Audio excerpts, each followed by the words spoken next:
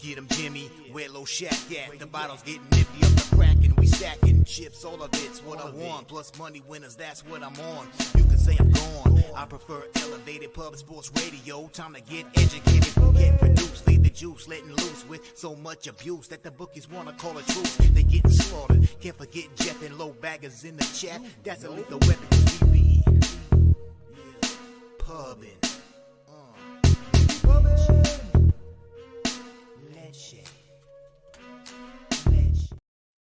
All right, so hey everyone, welcome into Betting with Bouquet. My name is Jose Bouquet. Thank you guys all for joining me. Yes, my name is not Jimmy. I am in fact not Jimmy the Bag. Jimmy's sick today, unfortunately, not feeling well. You know he's not feeling well when he cannot do the show and has me hosting the show. So shout out to Jimmy. Hope you're feeling better. Hopefully we have everything in order today. Did as much breakdown as I can for the first few games. I'm going to be more like Magic Johnson, just passing the ball to our experts today, who I'm excited to share the screen with. As always, you guys know the usual Wednesday routine. Connor Mack joined us for NHL, little college basketball as well. Can't wait for that as we gear up for March. And you guys obviously know what happens in March, guys. Palooza. March, one of my favorite months now. Start of baseball season. We've got Palooza coming up, yearly event now. Palooza 3 here now, March 22nd to the 24th. I've been saying the third weekend in March. It's easy, nice to say. It's going to be a lot of fun. You guys basically know the jig. Poker night on Friday. We've got our Spurs game on Saturday night. That's going to be a whole lot of fun. I think we're just going to go with standing room on that, guys. Or I should say, just buy your ticket to get in. And then we're all going to hang out standing around where we did the first year, which is a whole lot of fun. It's much easier than buying tickets in one section. So shout out to that. It's going to be a whole lot of fun. And Sunday night, we have Ratama and the comedy night. It's going to be a lot of fun to see all you guys as well. So it's one of my favorite days of the year. You can see all familiar faces from the few years before. Shout out to my guy, Nasty Nate, who I obviously can't wait to see. It's going to be a lot of fun either way. Mike M will be here and will be joining us, as well as Daddy Cav, another face who I can't wait to see at Palooza. Dutch Boy Fresh ends the show with us on an NBA card, which is lengthy NBA card here today. So I don't know. I'm excited about this day, but you guys know how I feel about the NBA. Betting on basketball, not my thing, but hopefully I'll find some action here throughout the show. I can't wait to talk to our experts because, again, our experts are the ones killing it and make these shows better. And shout out to the chat as always. Like you guys, like I always say, you guys make the show as well. Without you guys, we would not be here. So shout out to you guys, Nasty Nate in the chat. Shout out to you, Nasty Nate, Philly Eagle Flyer here as well. Shout out to you, Philly Eagle Flyer, Red Girl. Hope to see you at Palooza as well. Oh, and by the way, happy Valentine's Day. Forgot to mention that as well. So shout out to all the men, women out there with significant others. Hope you spoil them today.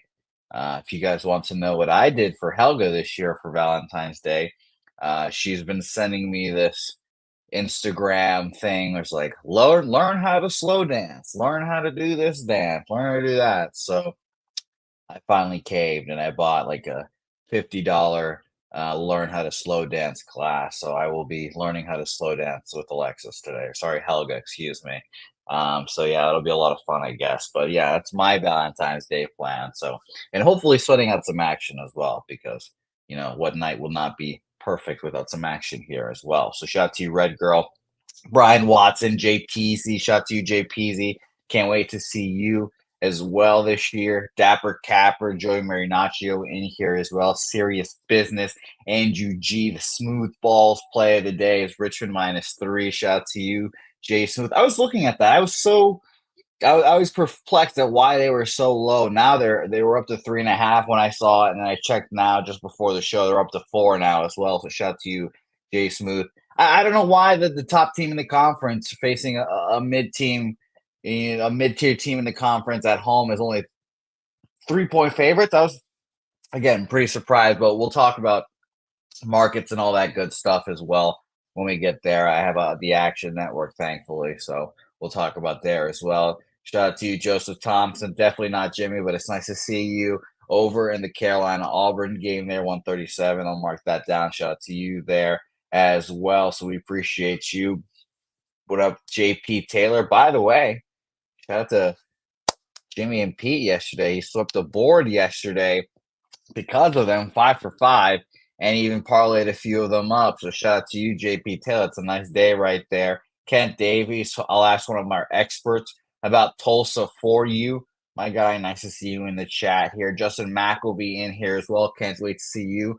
My guy at Palooza will be nice to meet you, my guy. Penn State plus 3.5. We are Penn State. Shout out to you. Justin Mack will be there. Good morning, Brian Watson. And shout out to the guys that became members yesterday. Tori Coker, Craig Wilkinson, and Fat Wally. Hopefully we can see Fat Wally as well on there as well. And, by the way, shout out to Lucas Ryan, my guy Lucas Ryan. Nice to see you in the chat. Hopefully we can see you as well at Palooza. But this is his last day delivering flowers. Obviously appropriate because they're going to get smashed today on Valentine's Day. But last day, and he starts a new career tomorrow. So shout out to you, Lucas Ryan, my guy. Vol Bomb Polo, shout out to you. Jimmy is sick today, so I had to step in as well today. So it's nice to see you there. VP, Major Tom, slow dance play of the day. Might need one. So it's going to be a lot of fun, guys. Like I said, so Connor Mack will be here in a second. He's getting his affairs in order over there. We're going to start with the NHL. Then we're going to hop into that lengthy college basketball card because, man, there's a shitload of games. So we'll do Connor NHL, Connor college basketball. Cab joins us for 2 marquee matchups. Joins us for the Miami game, which I can only assume he's taking Miami first half. I mean, that's the lock of locks there. If I'd be surprised if he didn't take Miami. And then Mike Gam, and then Dutch Boy Fresh NBA. So it's going to be a whole lot of fun. Connor Mack now joined us on screen. Hello, Connor. Nice to see you. It's always nice to share the screen with you. How are you? I'm good, my man. What's going on? You're feeling all right? Jimmy, what did he take a Jimmy's turn? The one, yeah. He pretty pumped last night. Yeah, I know. Last night he was good. Texted me at like 7 in, and he said he has like the flu or something. And I know when Jimmy tells me that they're big red flags, and this is the first time, and I think he's ever missed a show due to sickness. So it's kind of surprising, but yeah, I hope he feels better. Get well, man. Hopefully, will be better tomorrow. I know a lot of people hate the sound of my voice, but here we are, Connor. Nonetheless, it's going to be a lot of fun. But I have a question before we break into this NHL breakdown, and we'll get to college basketball. Only 3 games in NHL, so it'll be nice and easy for us there. Connor, as a Vegas resident, how does it feel to be done with the Super Bowl and get all those fucking people out of your city? It's good. But you know what? It'd be different, if I still worked on the Strip or were down there, because it just seemed like a nightmare. But I think it's great for the city, all the way around. As good as they're all there, it's good to get them out, Yeah. So, but I think it was a success. I think you got to have it every 5 years at least in Vegas. I think it's the best town. I know Miami and San Diego, you got to have it there, places like that. But New Orleans, you got to have it in Vegas, baby. Yeah, they're there.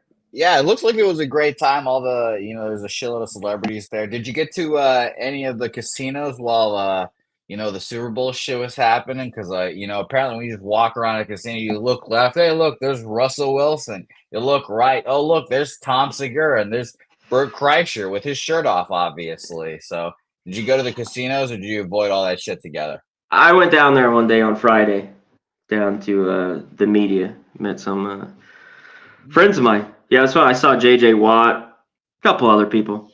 Yeah, some comedians. I saw Bobby Lee, the comedian, a few other people. I was only there Friday. Yeah, Friday afternoon for 3 or 4 hours. But good time. Good time, baby. Good time. Awesome. Well, I obviously am going to ask Dutch all these same questions as well because I was curious about how the Vegas residents felt about all those fucking people clogging up your city. But I'm sure it's very regular for you and all those. We're off the Strip though, so we're not. You're not in the shit. Yeah, we're not in the shit. That's nice. Shout out to the chat. Yeah, let's shout out to the chat. Justin, Ian. Oh yeah, hit him up, Jose. All you guys. Yeah, no, Real Deal Prime in here as well. Shout out to you guys. Ian Grinder. Shaver in here as well. Hopefully we get Ian Shaver at Palooza as well. Connor Mack, obviously going to be at Palooza this year. Hopefully it's going to be a lot of fun. See Connor again. Cannot wait. Obviously, Connor, when you get in, let me know. I can arrange for the Jose Bouquet taxi service to come get you. Hey, that's what that is. Appreciate it. Jose, great taxi service. I take care of my guy. I'm not going to just make you drive me around for nothing. So yeah, I don't mind at all. Appreciate it. I do need to add the little bucket. It just says tips on the back of the car. I do need to add that on there this year. That is right.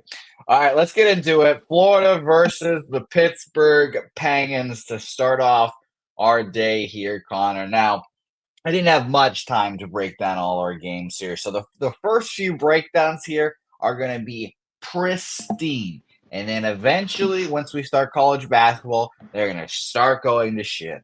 But right now, they're going to be great. Because right now, we've got Bobrovsky versus Jari, who allegedly is going unconfirmed. So let us know in the chat, obviously, if you guys know better. Because we'll need you guys here today. Especially me. I need you guys here today. So let us know. Florida 2-0 versus Pittsburgh this year. Beat them 3-1 on December 8th. Beat them 3-2 in a shootout victory on the 26th of January. So make of that what you will. Short road dogs, or short road favorites, I should say here, for the Florida Panthers. And, Bob revived his career. I know there was a moment where Spencer Knight was going to take his job, and now he's kind of figured his shit out after that playoff run. But this is one of those kind of rare money lines we can actually look at the market here and see what they think. 62% of the bets and 76% of the money on the Florida Panthers here, only 4,000 bets. So, make of that what you will. Obviously, NHL won't have as many bets, but still good to look at them when those short money lines there. For the money line in general here, it is minus 121 now. It opened at minus 126. It's kind of interesting on the side I'm looking at 130 last night. It went up to minus 134 and then kind of tumbled right back down towards the minus 120 that it's at now. So it kind of go back and forth. I lean Florida obviously here, but what do you think here, Connor? Shout Rocco Rogers, good to see you, my dude. DC Capper, good work, my man, as always. Matty Ice, taint. Got to hit the taint. So we have taint? Well, I mean, as he's in here, I'm sure he's going to bring the taint. You don't rush taint. You know that. You never rush taint. You are correct about that. Yeah, I got excited there. I was itching to hit the button there. I was itching to see some taint. But yeah, shout out to you, Matty Ice. Real Deal Prime, coming a member, or he already is. He's probably just read up his month. As always, one of the regulars supports us from the beginning. Shout out to my guy. Real Deal Prime. Mel just put Florida in regulation. I think that's pretty much the move I'd make here with the Panthers. You mentioned Bob in that. I think it'll be him and Jari. I have this Penguin team. I don't think it's very good. We got to see. Letang is questionable here. I don't know if you hit that, if he goes, which is a big deal for them. They play better hockey as of late. They just can't get any goals. They can't score, this Penguins team. And they're just starting to show their age. We saw, last night with the Capitals, a little bit similar, and is this Penguins team going to make any moves coming here at the deadline, do anything? Because I think it's just a stagnant team. They keep this same roster. They're not going to really go anywhere at all. Florida playing great. I talked about it. Big Reinhart, fine. Matthew Tkachuk, think he's great. Montour. The best I've talked about in the past, and they still are, Jose, best 5-on-5 hockey team in all the NHL. They're still doing that. Florida looked great in their last one. This one can always be tough. This game, when I looked at it, you could maybe put it, just in the meeting January 26th, 3-2 game. Some of these games have played to the under. Penguins have been a little bit more to the under as of late.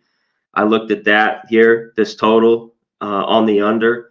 And I think maybe, this is one you could sprinkle on the draw, a Babano draw. I'm not going to do it, I think, in the end. I looked at it. I don't want it. I think you roll with Florida in a game that Pittsburgh could win. But I think it's Panthers or nothing.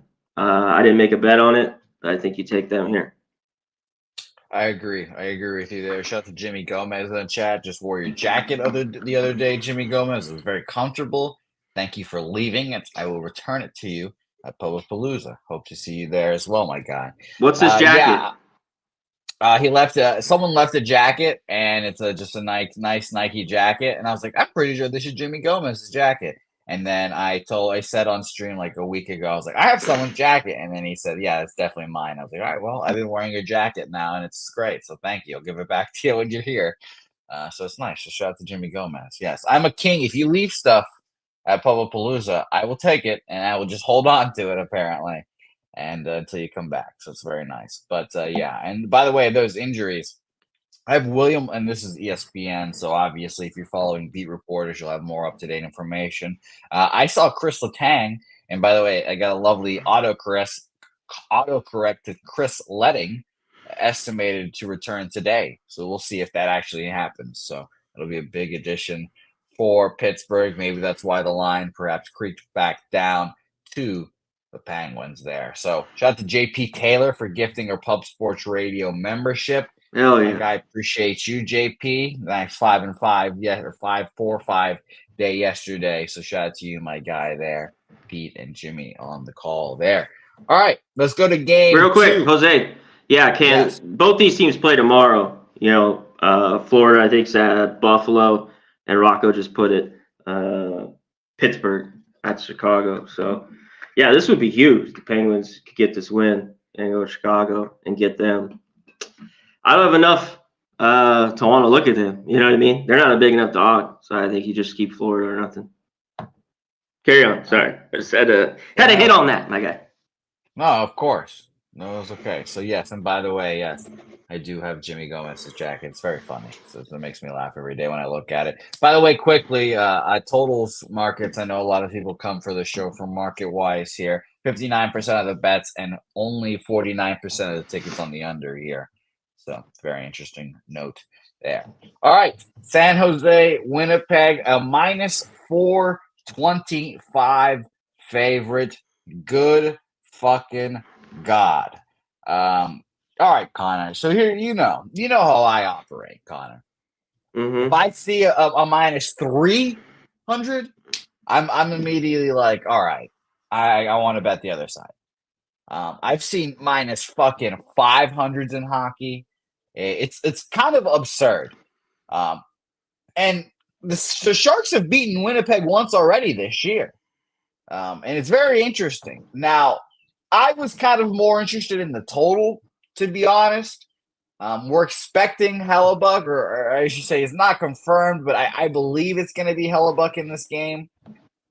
We've got Capo Kakinen confirmed for the Sharks, but who really cares? It's funny. I looked at Winnipeg's last few games, and it's just like, all right, they won 2-1.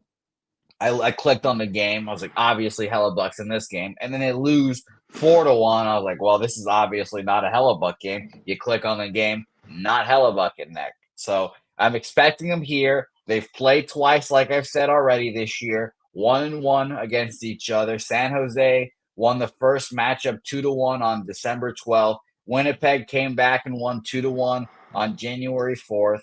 But like I said, both 2-1 ball games there. Why is this going to be anything different? Why is this not going to be just a rock'em sock'em under? And, truthfully, if I learned, Connor, I don't know if I've told you this, Connor, I did the numbers for my baseball run lines, +1.5, -1.5. I totaled all those up. The worst numbers ever. I'm horrible at them. So I'm never going to bet any of those ever again.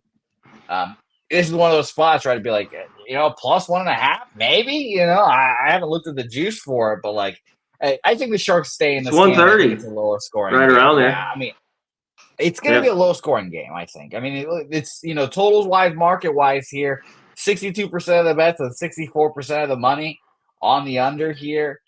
I mean, like I said, you don't want to bet Winnipeg full game or whatever the fuck. I wouldn't put it in parlays, but I just think this is going to be quietly just a nice, easy 2-1 game again. Winnipeg probably wins. Hellebuck probably dominates the Sharks. But I don't want to bet anything here, truthfully, yet. So what do you think? Yeah, massive line. How about the Sharks? This team hasn't played in 2 weeks. This has got to be the longest ever Yeah, layoff I thought of it all was so time. weird. I looked at that and I was like, that has to be a mistake because I looked at it. I was like, their last game is in last month. I was like, they haven't played this month yet. I was like, Yeah. holy shit! That was another thing. Like these guys are gonna be rusty as fuck. Yeah, that's the big. I mean, what do we get from this? Yeah, out for 2 weeks. And they're still dealing with injuries. Is 2 weeks you can get. Hurdle's still out. One thing with the Jets, this team, I gotta hit it like you mentioned. How do you not like the under here with them? What do we get from the Sharks? Jets have just been under and money, and off they would have lost 5 of 6. They had dropped, I think, 4 before the break. They'd lost at Philly 4-1. I took them Saturday. If you were watching the live stream with Mike, I said take the Jets in the under 2-1 game against the Penguins. But they haven't looked great offensively. I don't know if you're just rushing here. The Jets just fucking roll. I mean, one thing you can count on is how well they've been defensively and how good Hellebuck's been between the pipes. So, but what do you get from Capo here, Kakin? My guy, he's just awful, especially at times. I'm sure, every once in a while plays a solid game, but he's old. It seems like he could give up a few tonight. But I like the under. I wanted to go to, but I think this is a game, the Sharks, what do you get from the 2-week layoff? Can you get a surprise from them, first period? Or you look the other way and just take the Jets with this huge line. I don't know what -1.5 or 1 would be first period. You'd have to make it. If you believe in the Jets, they're just not scoring a ton of goals, so there's no way I could look at them at all. But I have to be on the under. I almost want to take the Sharks team total under. I mean, it's 1.5. That's the only problem in this one. They got to play tight hockey. I don't know how they're going to get much on this Jets team and pucks to the net. But full game, I'm on the under. And I think if you really like, you look at the Sharks team total under. Yeah, I mean, I lean under. I lean under with you here. Team total under 1.5 is balls. I am worried about the Sharks goalie, obviously, and that 2-week layoff is very interesting here. Shout to Birdie in the chat. Nice to see you, Birdie. Saying for the Shark, that break is mentally very important. It's saying it's key. Sharks here tonight. Yeah, for me, if I'm betting a side, it's 1,000% the Sharks.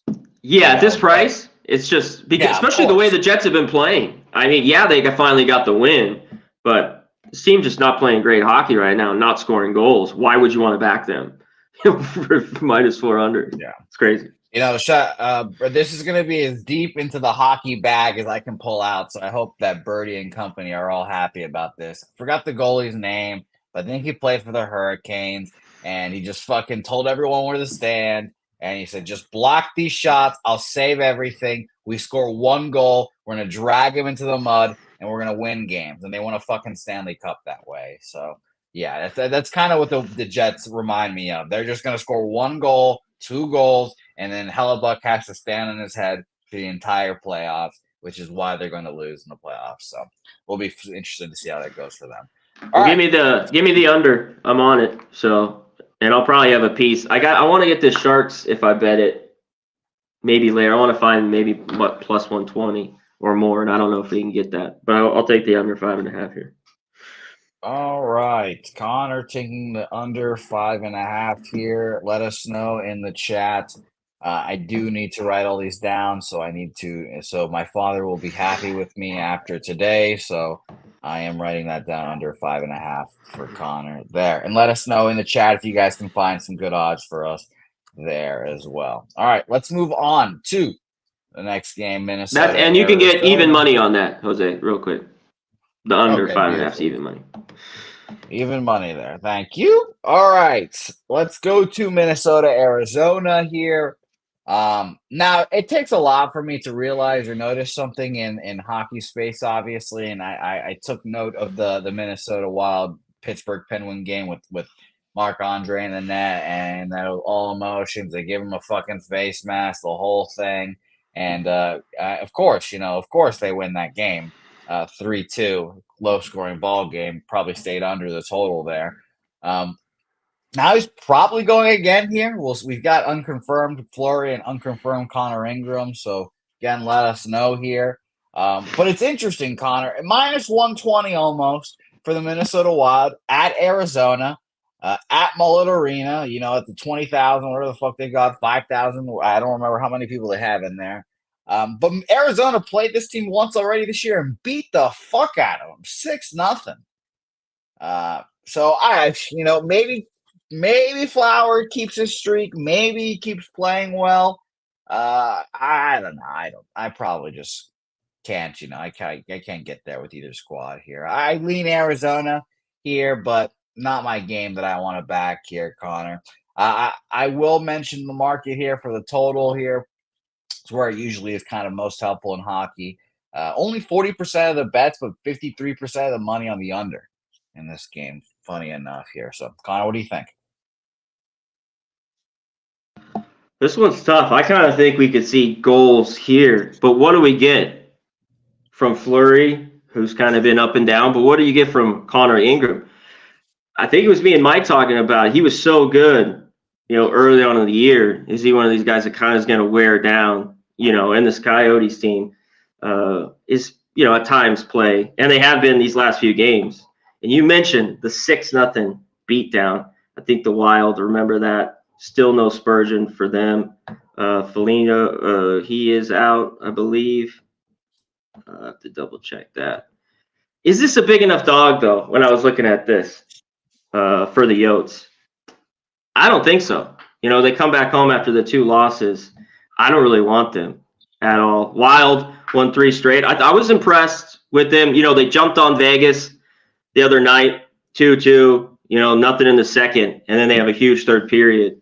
I watched that whole hockey game. I thought they looked pretty good. But it's tough for me to always figure out this Wild hockey team, I guess the price is all right.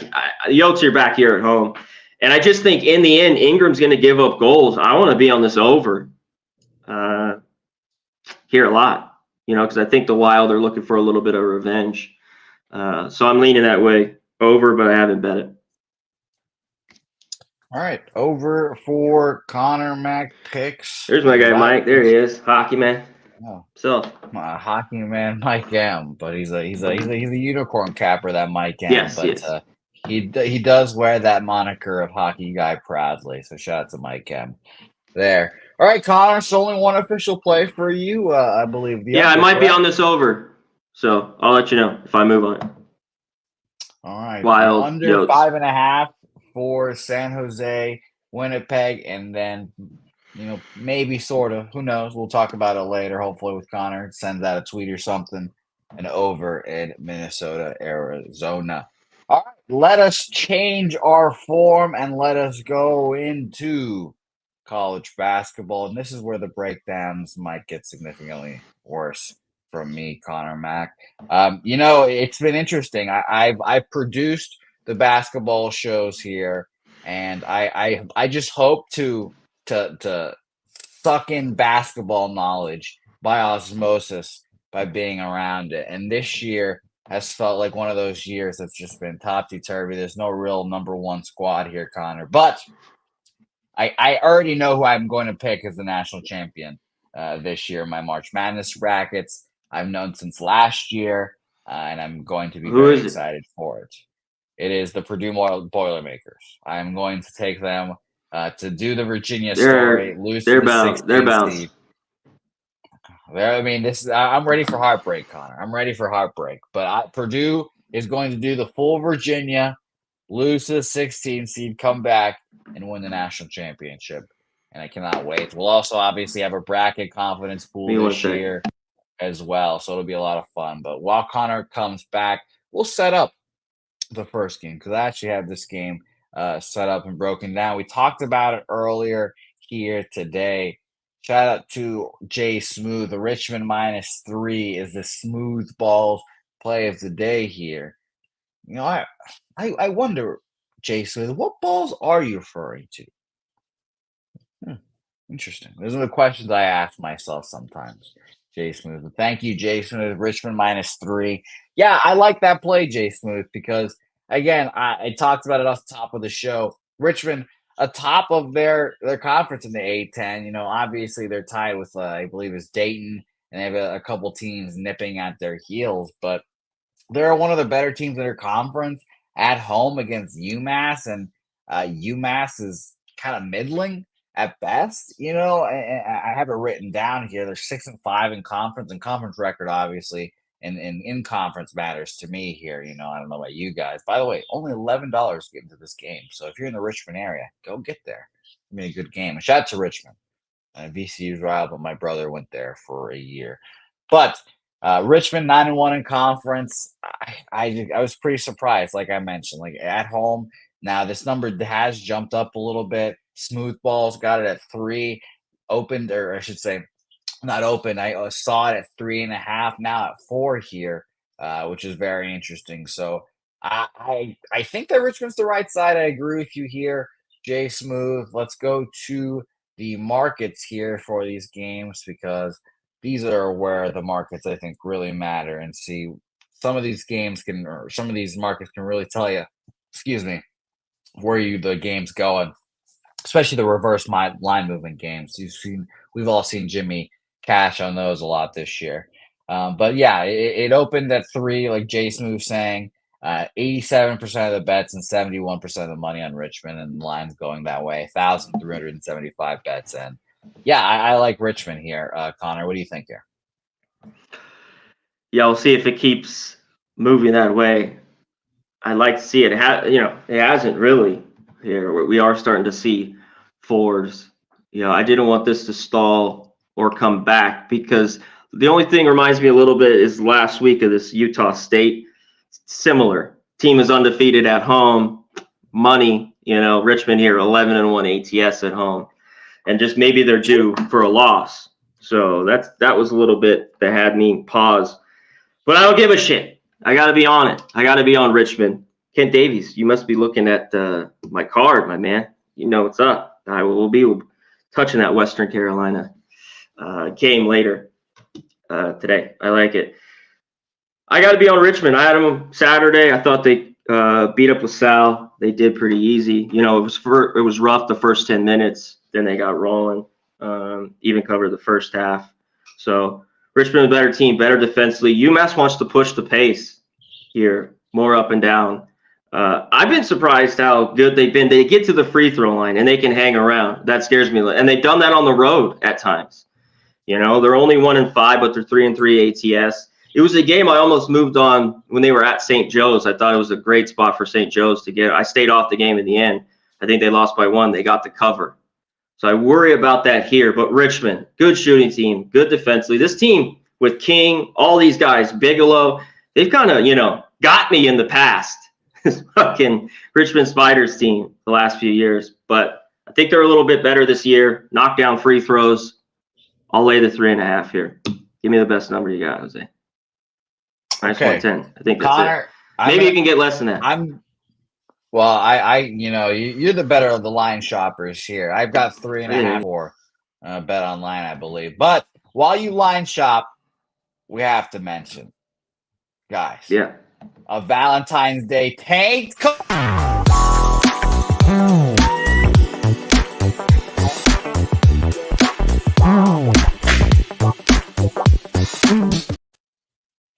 UNLV minus 4.5. Taint play of the day in Connor's backyard. Connor could probably just go walk to UNLV's campus and go watch this game tonight. So shout out to Taint play of the game. And by the way, I think that's it's in Fresno, actually, but it's a far walk. Yeah, does it matter? Fresno, and I don't want to go to Fresno, baby. Fuck that. But,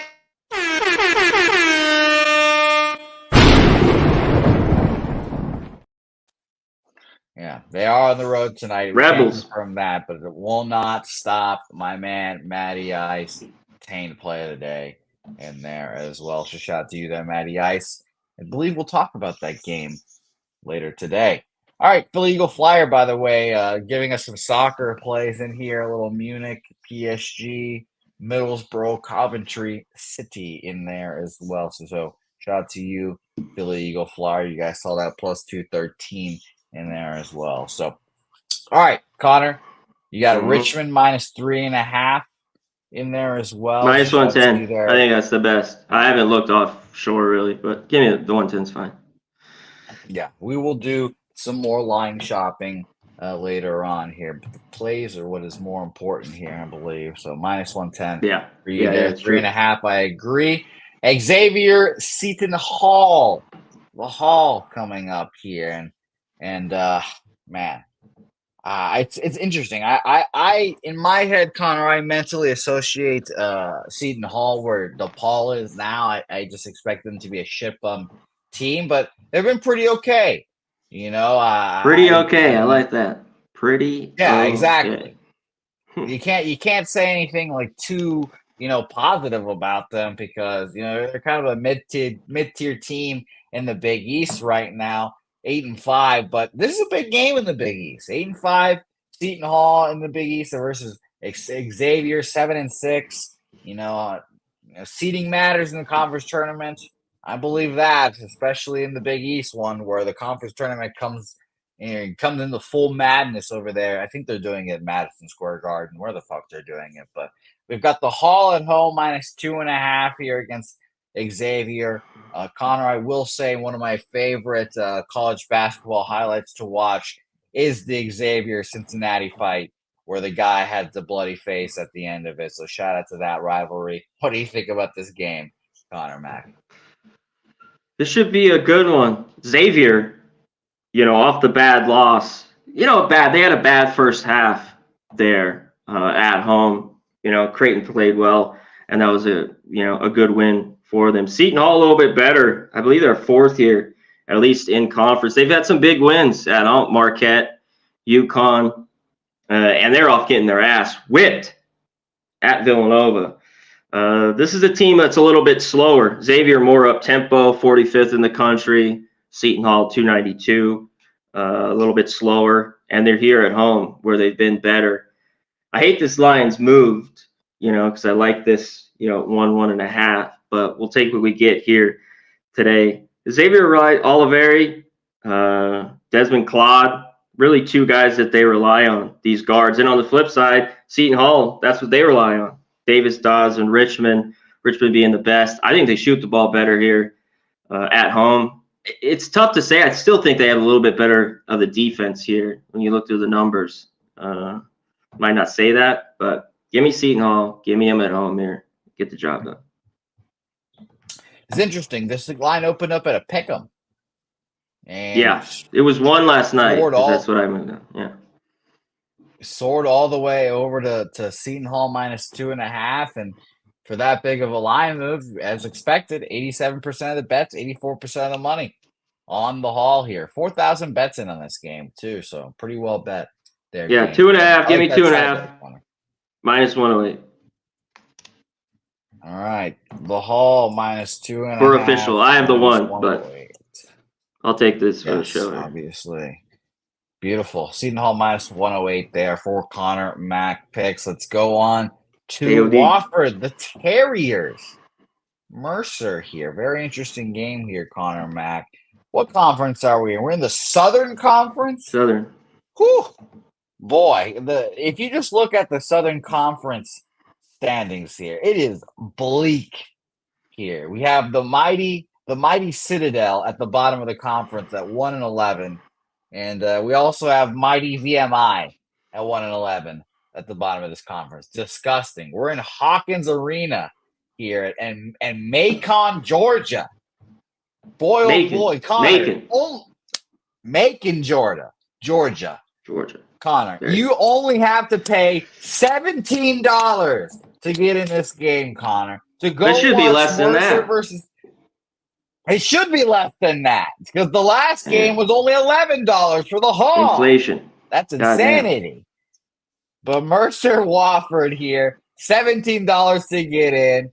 Pretty good game here, -2 here for Mercer. Let's talk about where this line opened up. Where are you, Mercer, you son of a bitch? Connor, by the way, I do have to ask you about Detroit Mercy. Everyone, the talk of the town, that Detroit Mercy line here today. Yes. So, excited to talk to you about that. But let's talk about Mercer Wofford here on Bet Online. This line opened up at -2. It stayed at 2. And for the market here, we have 47% of the bets and 57% of the money on Mercer. Only 600 bets in. Jesus Christ. Only 600 bets in, Connor. So I am extremely excited to hear That's what you from have on this Action. game Oh, here. right. You're on Action? Yes, of course. Of Yeah. Action, yeah. Yeah. All right, let's get to it here. What do you think? Let's get on it. This should be a good one. Macon, Georgia, Wofford, Mercer. I always say when teams like this get together here, Southern Conference, like you mentioned, both teams are garbage here, and this could be a game where we see a game like in the 50s, and I get shit on. But I got to take the over here. I got to be on this over. Ooh. Wofford 16-6, Mercer 12-10. The first game went over. Sometimes the second meeting goes under. They play January 10th, 74-73. Wofford wants to get up and down, and they can. They score 76. They give up 75. They don't have a great defense. Mercer a little bit better, and it shows. I mean, but even team. They score 69. They give up 70. But I just think in the end with a number like this, and it was better last night, as long as we have 136, I just think we have, 3 points of value here or so still at 136. So I had to be on the over. I think we get enough shots. I think these teams, one thing, they can't make free throws. If they could just get there and hit a few of them here towards the end of the game, I think we get up and over this number. I'm on the over. Give it to me. All right, beautiful work there, Connor. The over here. Very interesting look there. I'm looking down. Where are we, Mercer? I keep 136 and a half. I'm beautiful. 136 and a half. -108. Over on Heritage. Yes, so cool. All right, beautiful. I think this is a very interesting game, and every time I keep hitting Control F MER, I keep getting Detroit Mercy. So I find that to be very funny there as well. So yes, this game opened up at 137, went down actually as well, down to 135, down to 136 and a half, and it's crawled back up here as well. So it's very interesting this game opened up here. So you are getting that, Connor, 1.5 -138 in Wofford Mercer there. I have to write all these down again because I have to make my sickly father happy with me, guys. I have to make my sickly father happy with me. So it takes me a second to write this down. I am not as adept as this as Jimmy, obviously. So shout out to him, -108. All right, next game on our slate. Boy, oh boy. We're talking about the SoCon again, but at least we're talking about the class of it. Samford versus Western Carolina. Western Carolina, very cool colors. That's what I can say about them. Very cool colors. I don't have much to say about them, but at least, again, Samford, top of this conference, Connor. The class of it, 11-1, I believe. We got a double check here. Yep, 11-1. Western Carolina, 7-5 on it. Samford, at least a 5-game winning streak because they've dominated their last 5 games. They're coming off beating the shit out of VMI at VMI. By the way, Connor, fun fact, VMI, one of the rare places on this earth where this fucking guy pulled out a wrestling W. Wrestled there once, kicked the other guy in high school? Yeah, beat his ass. Was that your one win? Was that your lone win? I had 2 wins. 2 wins. What was the record? Hit us with the record. 2-14, baby. 0-9 in one tournament. But yeah. And you were wrestling at what? 101? 108. So I gave up. I went too low for you. 108. No, Connor. Obviously, I was still 97 pounds. I mean, that was the weight class, but I was still. You could have made 107 pounds. Yeah. Is that the lowest too? Yeah. 108, or is there one lower? Oh, okay. No, that was it. So I was outweighed a little bit as well, but it doesn't matter. I sucked balls either way. But let's talk Samford here real quick. Let's go to the markets here.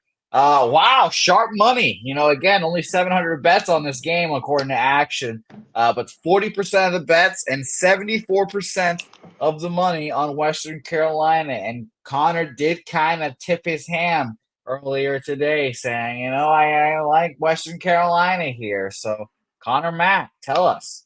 Which side are you on here?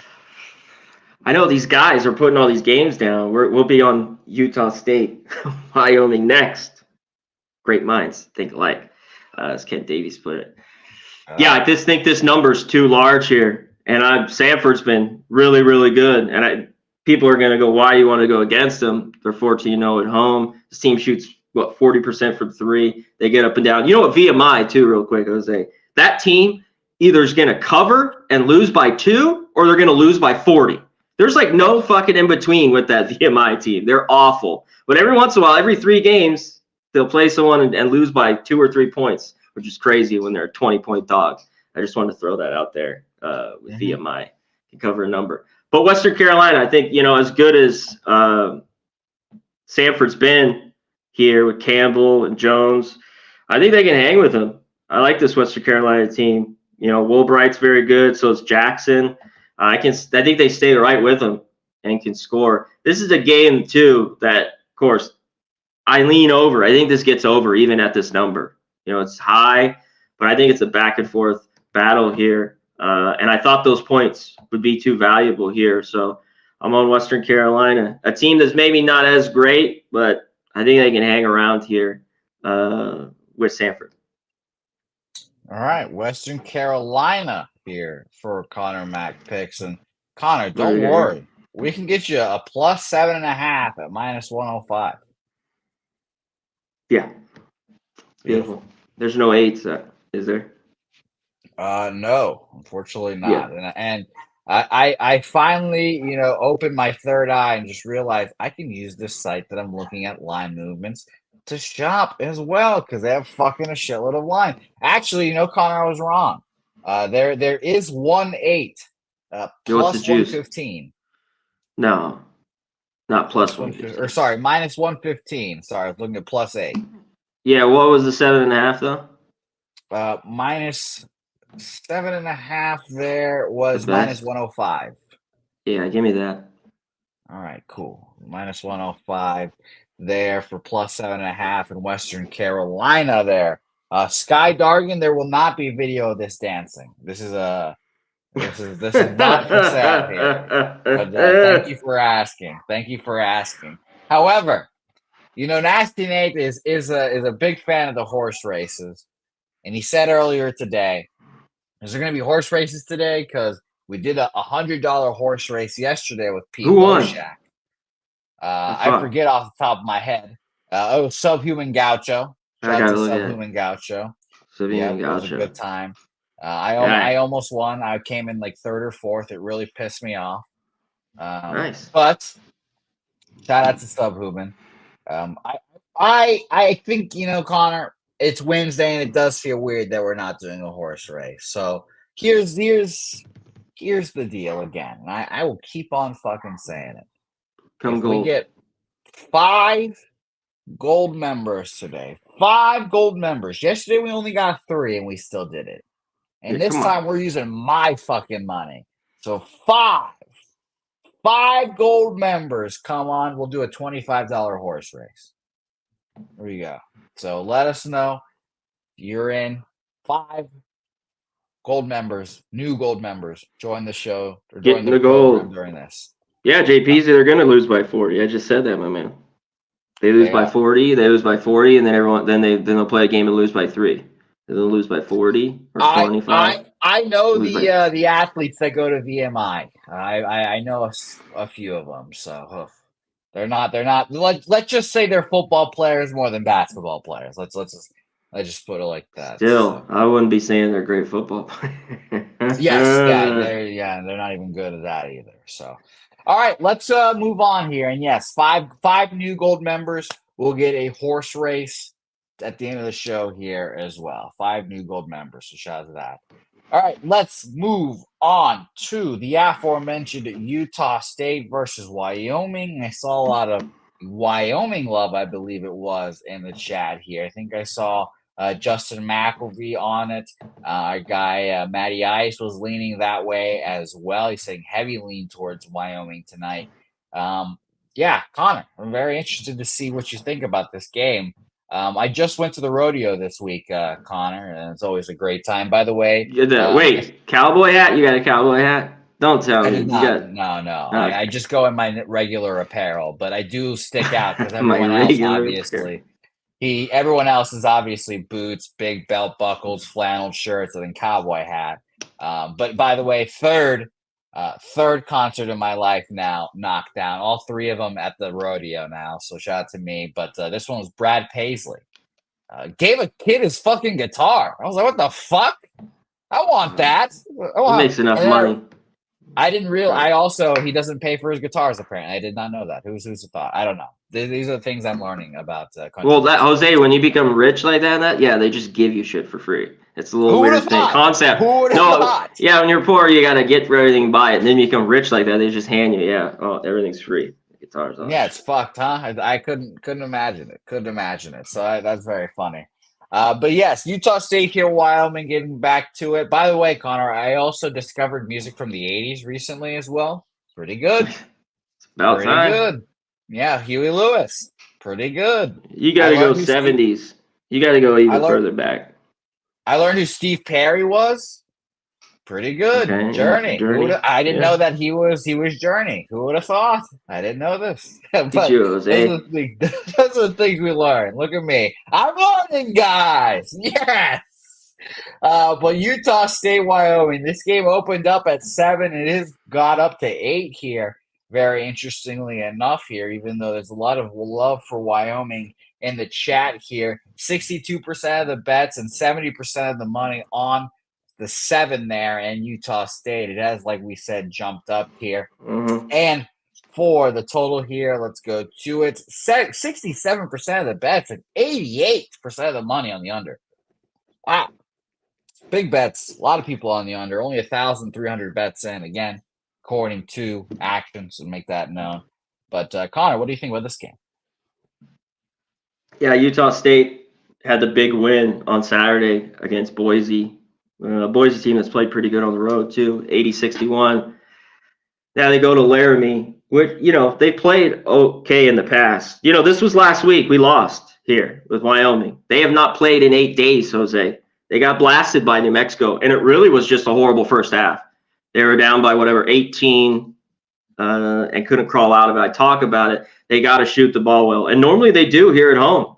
This is where I want them, and maybe I'm a glutton for the punishment. I want them again here, +8. They're not deep. I mentioned that. We talk like teams like Kansas, Wyoming. This is it for these guys like Griffin, Wenzel, Cott, Walters. These guys all played 35 minutes. They got to hit shots because Utah State's that good. But I think it's just a lowly game where Utah State, just like New Mexico, could go in there and win by 15. But Wyoming, this is just a place where they play their best basketball. Always a tough place to play. I think it might be a get in and maybe get a win for Utah State. And if Utah State wins this stays under. I don't know if it gets over. Wyoming's got to score. So I'm going to stay off the total. But give me the 8 points. I'm back after a week's rest here, Jose. +8, Wyoming. Yeah, Wyoming, the Cowboy State. The Cowboy State, as I heard fucking 20 bajillion times. All right. Well, we got Wyoming +8 there. Best I can get you is a -107. I can offer you, Connor, if you want a +8.5, -115. Give it to me. Give me that. All right. +8.5, -115 there for Mr. Connor Mac Picks. All right, let us keep rolling along here. Appreciate you guys as always. It's been a brisk pace show. Believe this is was that the last game for you, Connor Mac? That's it. Hey, we've been on here good enough. Mikey might drop 100 games, so that could take a minute. Well, that is factual statements. We all know how rain delay Mike goes there. The human rain delay that is Mikey M there. But we love Mike, and I love all of his action there, and I can't wait to break down some action with him in a second.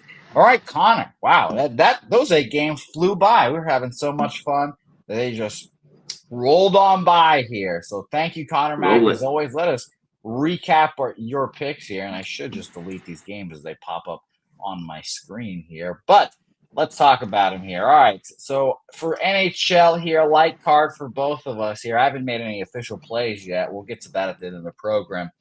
But for Connor, he is on San Jose, Winnipeg, under 5.5. He got that at evens there. That is the only NHL play he has. He was looking at the over in the Wild game. We'll talk about that, or we'll see what he says about that later on in the day. Follow him on Twitter at Connor Mac Picks, obviously. You'll get all the action there. NCAA basketball here. Let's run through it. Richmond -3.5, -110. Agreed with you right there, Connor. Thought about adding that as well. We've got the Hall, Seton Hall -2.5, -108. Wofford, Mercer over 136.5, -108. Western Carolina +7.5, -105. And the Cowboys of Wyoming, the Cowboy State, +8.5, -115 for Connor Mac Picks. Connor, before you go, do you have any thoughts on an 0-20, 0-26 team being -5.5 point favorites? Well, against a team they lost already to this year as favorites. Both teams are horrible. They haven't won, but I don't give a shit. And it's telling, it's 5.5. They think they win here, and they set this line, but no fucking way am I laying 5 fucking points with Detroit. No way. Take the dog or nothing there. Maybe they win the game, but to win by 6, hell no. Hell no. That's hilarious. All right, fair. And Kent Davies, by the way, he asked this earlier in the chat, and I don't know if we touched on it. Why shouldn't Kent bet Tulsa +8.5 there, Connor? Man, I looked at that. That's a lean for me, and the under in that game. Tulsa an over team, but South Florida, they were horrible on Saturday against Rice. I think had a horrible first half, game roaring back and won that game. And I think they just missed covering, or they did. I think they won by 4 or 5. I thought it was a few too many points. South Florida's just been so good this year and great ATS. But, yeah, that was my lean, Kent, was Tulsa there. And if I had a few more points on that total, in the 150s, 151, I was going to look to the under. Because Tulsa, when they play some of these other teams, higher, Memphis, they'll go over, and because they both get up and down. But South Florida, a slower team that plays defense, just kind of holds them down and keep that total under. But I was really looking at the total there, both. So yeah, lean the 8.5 and the under there. All right, beautiful. You're not taking the 5.5 Detroit Mercy, and he likes your look there. There's Ron. A lot of people. Green Bay has been best Green Bay team I think I've ever seen. 25 years. They've been money. A lot of people like them there. I like it. I like it as well. Northern Kentucky playing great. Little bit different team on the road than at home. Northern Kentucky. So I get it. I like it. And we will be talking about that game later on. So thank you very much. And by the way, Mike's got to be on it. I got him on the Green Bay side. Yeah. If he takes Northern Kentucky, we got problems. Okay. I'll keep a mental note of that, and we'll see if Mike M is on that side. Shout out to you, Ron Crawford. Let's hit you up here. Spreadsheet on Florida here as well.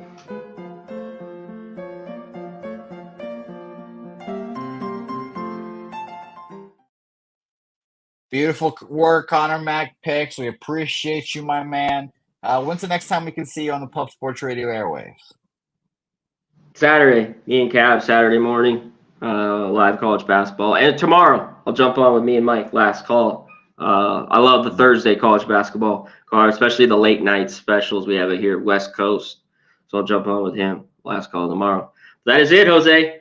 Get to it. Appreciate mine. Shout out to the chat. Become a gold member. You guys want to see the ponies? I'm telling you, you're going to get your money back.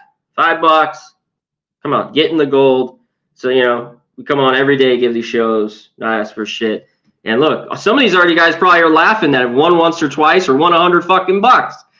They're going, fuck yeah, what the fuck? Even though it's a digital pony fucking race. But shout out to all you guys. Joey Harb, Julio, DC Capper, my man. He's like Clemson.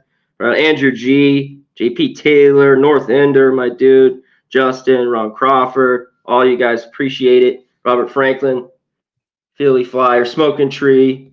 Hell yeah. Let's get paid today, Jose. That is it, my man.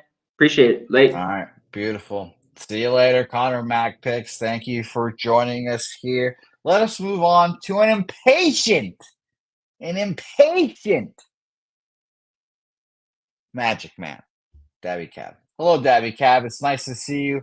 Dabby, 2 plays on here, and I already know one of them, and I don't even have to hear your breakdown. I cannot wait for you to tell us about why you were on Miami Hurricanes first half. What? You looked at my tweet. Don't act like you know, like you stay. No, I did not. No, I did not. Bang! Here we go. Are we starting with Miami? Because I'll gladly start with Miami here if we're going to start. No. We'll talk about them in a second. I just know you love Miami. I don't know what it is about them. I know you love betting them. Oh, it's not even Miami. It's the same thing in baseball. No. It's the same thing in college basketball. If somebody makes me money, I stick with it and I cap that team thoroughly. Yeah. Miami has made me money over the years, and they will continue to do so. It is funny. I just know when I see a Miami game on there, I just know where Dabby Cap's going to lie. By the way, Miami basketball games free to go to. Very nice. Yeah, I was shocked to see that. Once upon a time, I thought I was going to go to the University of Miami, and then I figured out what the difference is between public and private universities. Very fun. Very fun. Well, let's talk about this, Dabby. I know you didn't have the issues of paying for college. You were gifted. No, I don't know what that's like. I got Penn paid State, Michigan State. Yeah, must be nice. I can't relate there. An interesting Big Ten matchup here, Dabby Cab. As you know, I don't watch college basketball often. Everyone knows this in the chat. However, we can read a line. We can read some markets here and have a lot of fun doing it. Michigan State opened up at 4.5, has dropped down to 3.5 in some places here. 3 at Bovada, very interestingly enough here. And we'll talk about the market before we pass it off to you, Dabby Cab. If you see that big market move down, you can only kind of guess one thing. Shitload of people on Penn State, 70% of the bets, 77% of the money on the Nittany Lions. Our guy Justin McElvey on the Nittany Lions there. He's on plus 3.5. So shout out to the Stacks play of the day. We are! And somewhere Justin McElvey saying Penn State. So shout out to you there. What do you think about this game, Dabby Cab? Look, I'm just saying with all those bets and all that money, you'd think it would move a little more than a half a point here. These teams have already met this year. Michigan State was like a 13.5-point favorite at home. They won 90-60, like 92-61. I don't have the score in front of me, something like that. They beat the shit out of Penn State. Now that was at home. They're going on the road, which is a completely different scenario here. But let me just tell you where Michigan State is as a team right now. As a team, they're in the tournament. They're going to go to the big dance. But Really? Yeah, they're going to go to the tournament. But a loss right here against Penn State could very easily put them on the outside looking in again, okay? So I know they had that big home win last game, and I hate going against my guys like Justin in the chat. But look, here's the deal. They got to keep winning, okay? You can't just take that home win and stop here. If Michigan State doesn't keep winning, they're going to be, in the NIT, which is not somewhere they want to be. I like to think Tom Izzo can have this team ready to go in a game like this against a team that they've already beat. And, one of Penn State's biggest flaws as a team is rebounding. They're just terrible. And I know Michigan State, they're not a great rebounding team. Only like a +1 rebounding margin.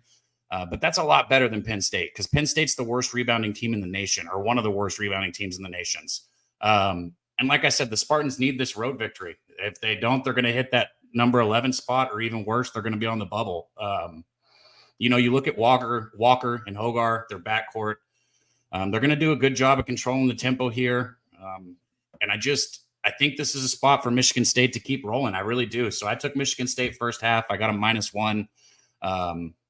Here's the score right here. It was 92-61, and that was in January when they met. Michigan State was a 13.5-point home favorite. You look at on the season, Penn State's 12-12 ATS, Michigan State 13-10-1 ATS. And I know, I say it again, Spartans are coming off their biggest win in the conference this season, arguably right here. But they got to keep going. And if you look at what they've done against quad 3 and quad 4 games, they're 10-0 straight up. So I don't see any reason at a point spread this low that they don't win and that they don't cover here. I got Michigan State first half. All right, well, beautiful. You both can cash here. That's the beauty of Dabby Cab taking these first halves. We've seen Well, I Dabby might add cash on full them game here. many a times. Well, then fuck Justin McElvey and get in that case. So shout out to you, Justin. Love you, buddy. By the way, we did it for the earlier games. Cab, if you want to go to a beautiful Big Ten matchup here, Michigan State, Penn State, only three whole dollars. Why are you $3 whole dollars these to get in? goddamn college basketball games? Because And who it's a just beautiful. has You that go to money the. are you searching how much it costs to go to the games while we're breaking them down? No, it's just available information that's available to me that I share to you guys. Only $3 to get into one of these games. Why wouldn't you go? What a beautiful game there. Justin McElvey on Penn State, full game. Dabby Cab on Michigan State, first half. Cab, what number did you get there again? I did not look at your tweets, so I don't know, unfortunately. -1. Am I muted? -1. Michigan State, -1 there. What? And juice for me? -115. -115. Michigan State, first half. There, beautiful work. Let us move on to your second game, and we already spoiled it. The Miami Hurricanes here throw up the U. Jim Larinaga, great coach, and it seems like every year Miami's recipe is find good ass guards, and they found those guards year in and year out. Shout out to Shane Larkin back in the day. Dabby Cab, tell me why you are on Miami first half here. You look at this, and I see a lot of people talking about how Miami has done against the quote-unquote stronger teams in the ACC, right? They lost to Florida State, Syracuse, NC State, just to go through a few. They've dropped 3 of their last 4 road games. Clemson Tigers are hot right now. They've won 3 of their last 4 games, and it's a revenge spot for Clemson. There is a lot of thing that lines up to make this game a spot for Clemson, and I can understand, and that's why I see the spread where it's at. Also, Miami's not going to shoot as hot as they did first game against Clemson. But all that being said, it's just too many points for a Miami team who's not done. This team is not dead. I said this earlier in the year when I got on them and we cashed a full game first half full game spot on them. They're not done. They're right there with Clemson. They win this game, they could still get in the tournament. So just to count them as dead and look at them as like, this is an easy spot for Clemson. I don't understand that. This is a Miami team that already beat Clemson once this year. And again, I know they're not going to shoot the same way they did, but you look at the Hurricanes, they're 5-0-1 ATS in their last 5 games following a straight up loss. So Larinaga has them bounce back. Anytime they lose, they come back. Even after that Virginia beatdown, they bounce back and still covered the spread in their next game there. Then you look on the other side, the Tigers, they're only 1-4 ATS in their previous 5 home games. So it's not like they're covering spreads at home. And this is just a spot where, like I said, I got +4.5 in the first half with Miami. It's too many points. Simply put, it's too many points. So I got to take Miami here. It's a no-brainer for me. All right, Miami 4.5 there. What juice? That was -110. Benny said Miami 1-2 ATS, last 3 on the road, my guy. Well, I mean, I'll say it again for you because I didn't say anything that had to do with that. Let me pull up this stat for you again. The spread that I gave you was off a loss. It had nothing to do with off a road. They're 5-0 ATS, their last 5 games following a straight up loss. So there you go. Cav's ready to fight today. I'm always ready to fight. Hands. Pop, pop, pop. He's ready to go today, guys. So shout out to you, Dabby Cab. 2 looks here today. 2 looks. Dabby Cab, excited for you to join us here on the program. And I'm excited for Pubblepalooza with you. It's going to be a whole lot of fun here. You'll be joining us down here in San Antone. Short drive down for you. Not really. It's a fucking pain in the ass drive. So we appreciate you coming down. Drive. Yeah, no, it's a big pain, the Passalia. I will admit that. So shout out to you for joining us. Thank you so much, Dabby Cab. Before we go and before you say adieu, I have to remind everyone, 5 gold members. That's all we need here today. If we get 5 gold members, I will fund a horse race today for said gold members. 5 new gold members. Fucking lie to the people. Jose ain't funding shit. Yep. He'll get the money from Slaughter. $25. $25 out of my pocket. My shallow pockets. Lies. Well, we have to get those 5 gold members. So as Nasty Nate says, gold, gold, hoes. Hey, let me say it. Get the membership if you can, man. Shout out to all you guys, regardless. 101 Benny, my guy in the chat. You know it's all love, man. I know you got your stats ready to go. Helms, good to see you in here. Kent Davies, DC Capper.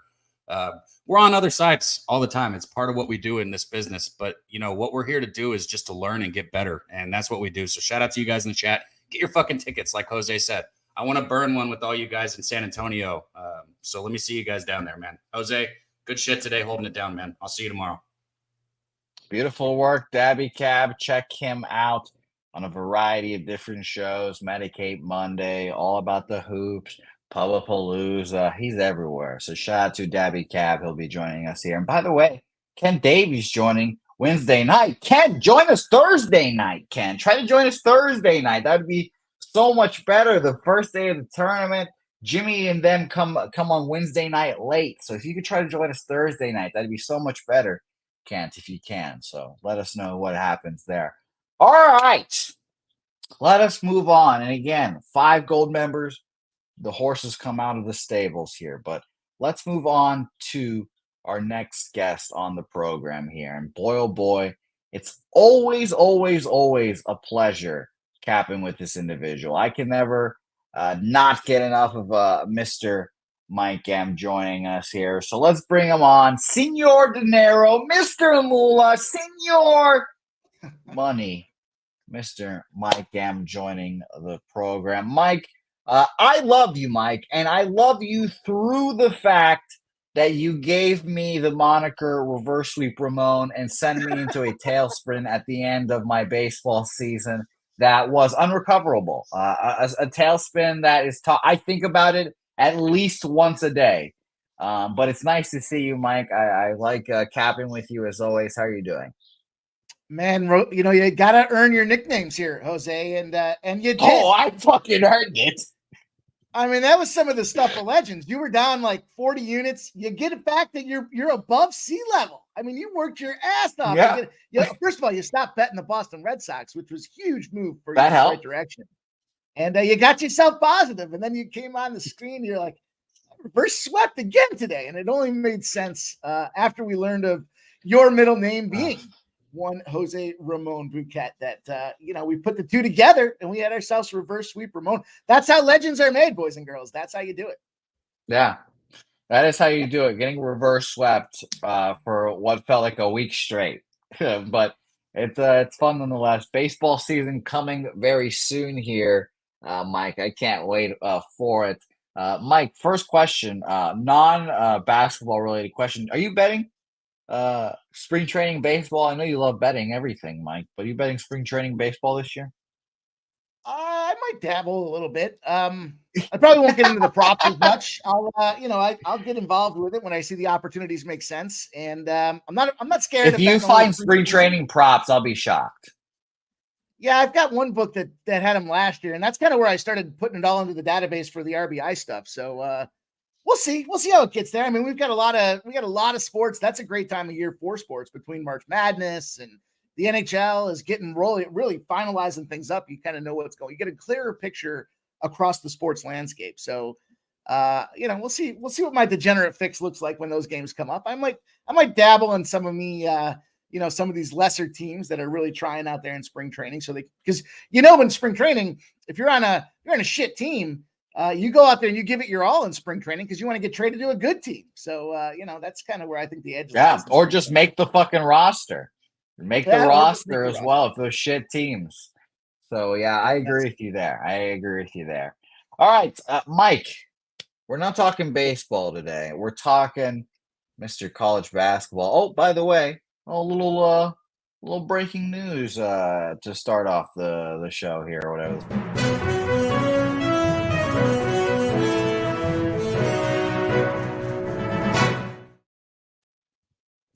Chris Holtman fired from Ohio State.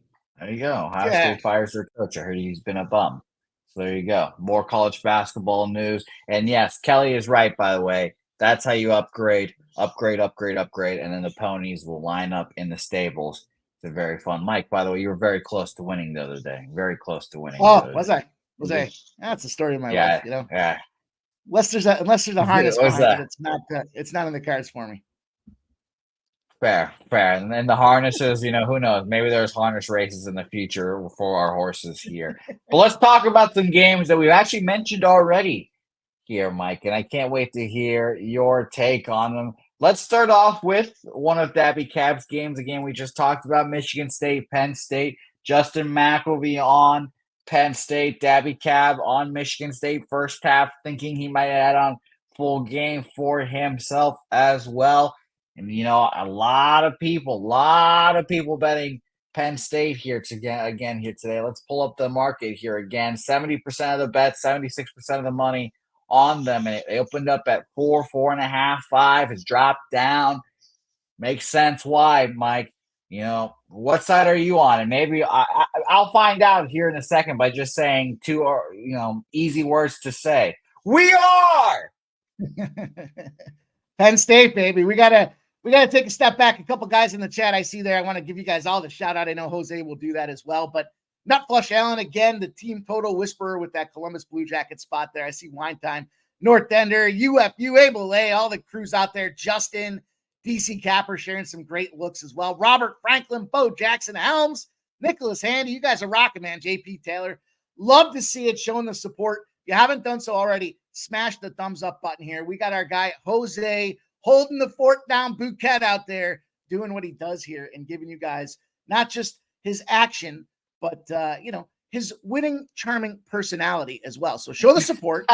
Make sure you smash that like button for us, and let's talk some college hoops here. We're gonna lay it out here, and before we even jump into this one, I'm gonna give you guys a little lesson here. It's taken a lot of time to perfect this cash flow movement situation. I wouldn't say perfect it, but at least be able to kind of put the lasso around it. You just came from the rodeo. I'm going to go out there. I'm going to throw the lasso around it, and I'm going to wrangle in this cash flow line movement misconception out there.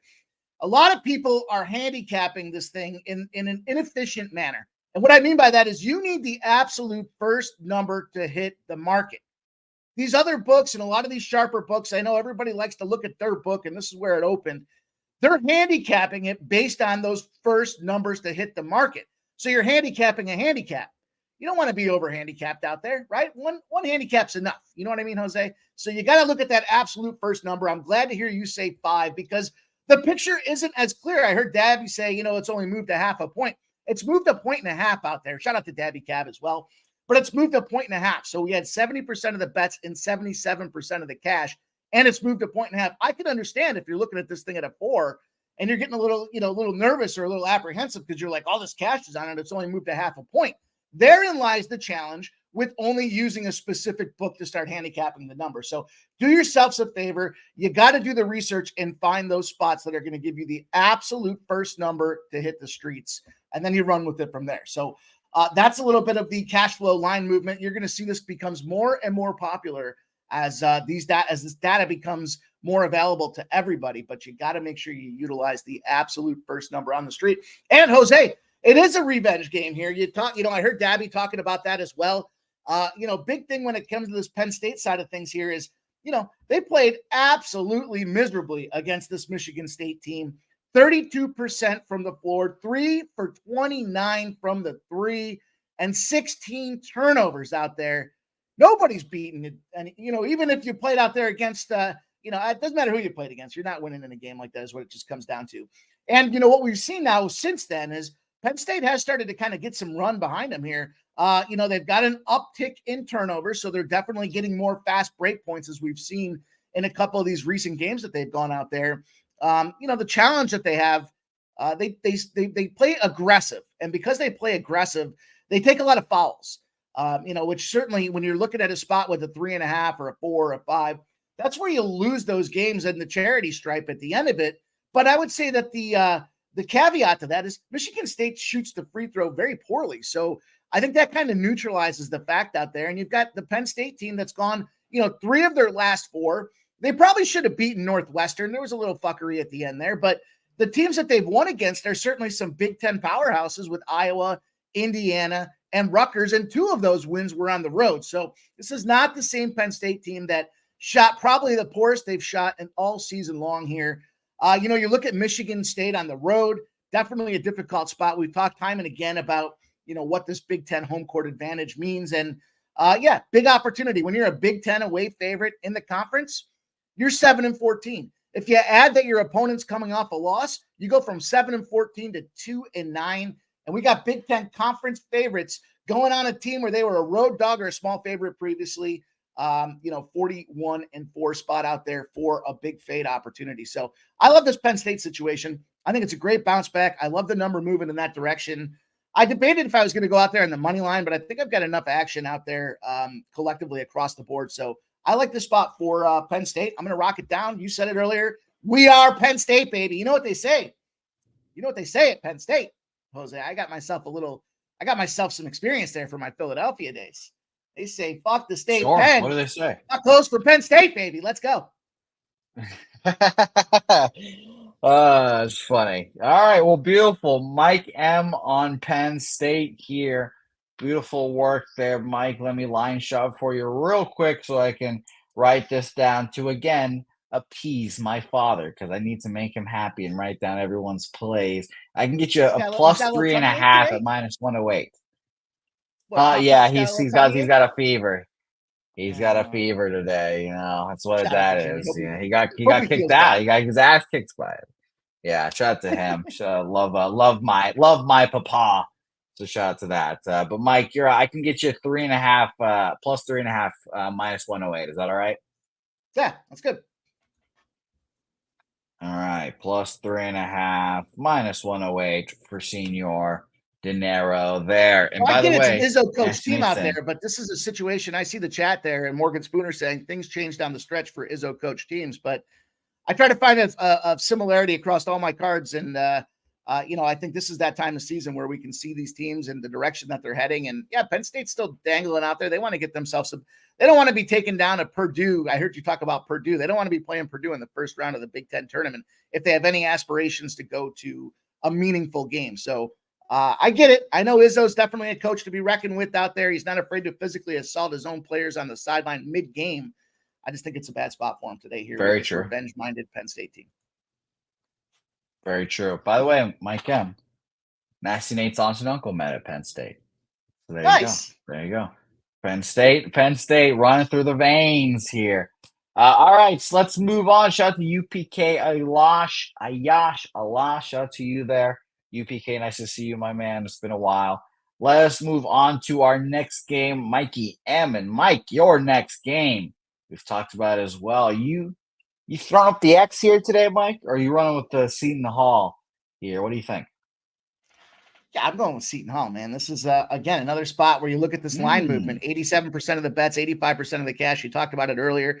Started at -1. It's moved to -2.5. When we've got tight numbers like that, we like to look at the money line as well, because it maybe tells a clearer picture. Although we're seeing that those books are concerned about this revenge-minded Seton Hall team, the money line did open at -114. 83% of the bets, 99% of the cash. Granted, smaller tickets counts here, 4,400 tickets, but it's moved 23 cents in that Seton Hall direction. And I think it makes sense. There's good reason why I think the Seton Hall team is the favorite in this spot. And, not just a revenge situation, but it's very similar to that last kind of go round we talked about with, Penn State, as far as the numbers are concerned. Bad shooting team. And Xavier, not a great team on the road. They only have 2 wins on the season. And I'm going to discount one of them because one of them was DePaul. And I know, Jose, it's not your, I know this college basketball isn't your primary language here, but if you didn't know, DePaul's fucking terrible. They're as bad as they're probably the only second worst team to a Detroit team out there. I heard you talk about them as well.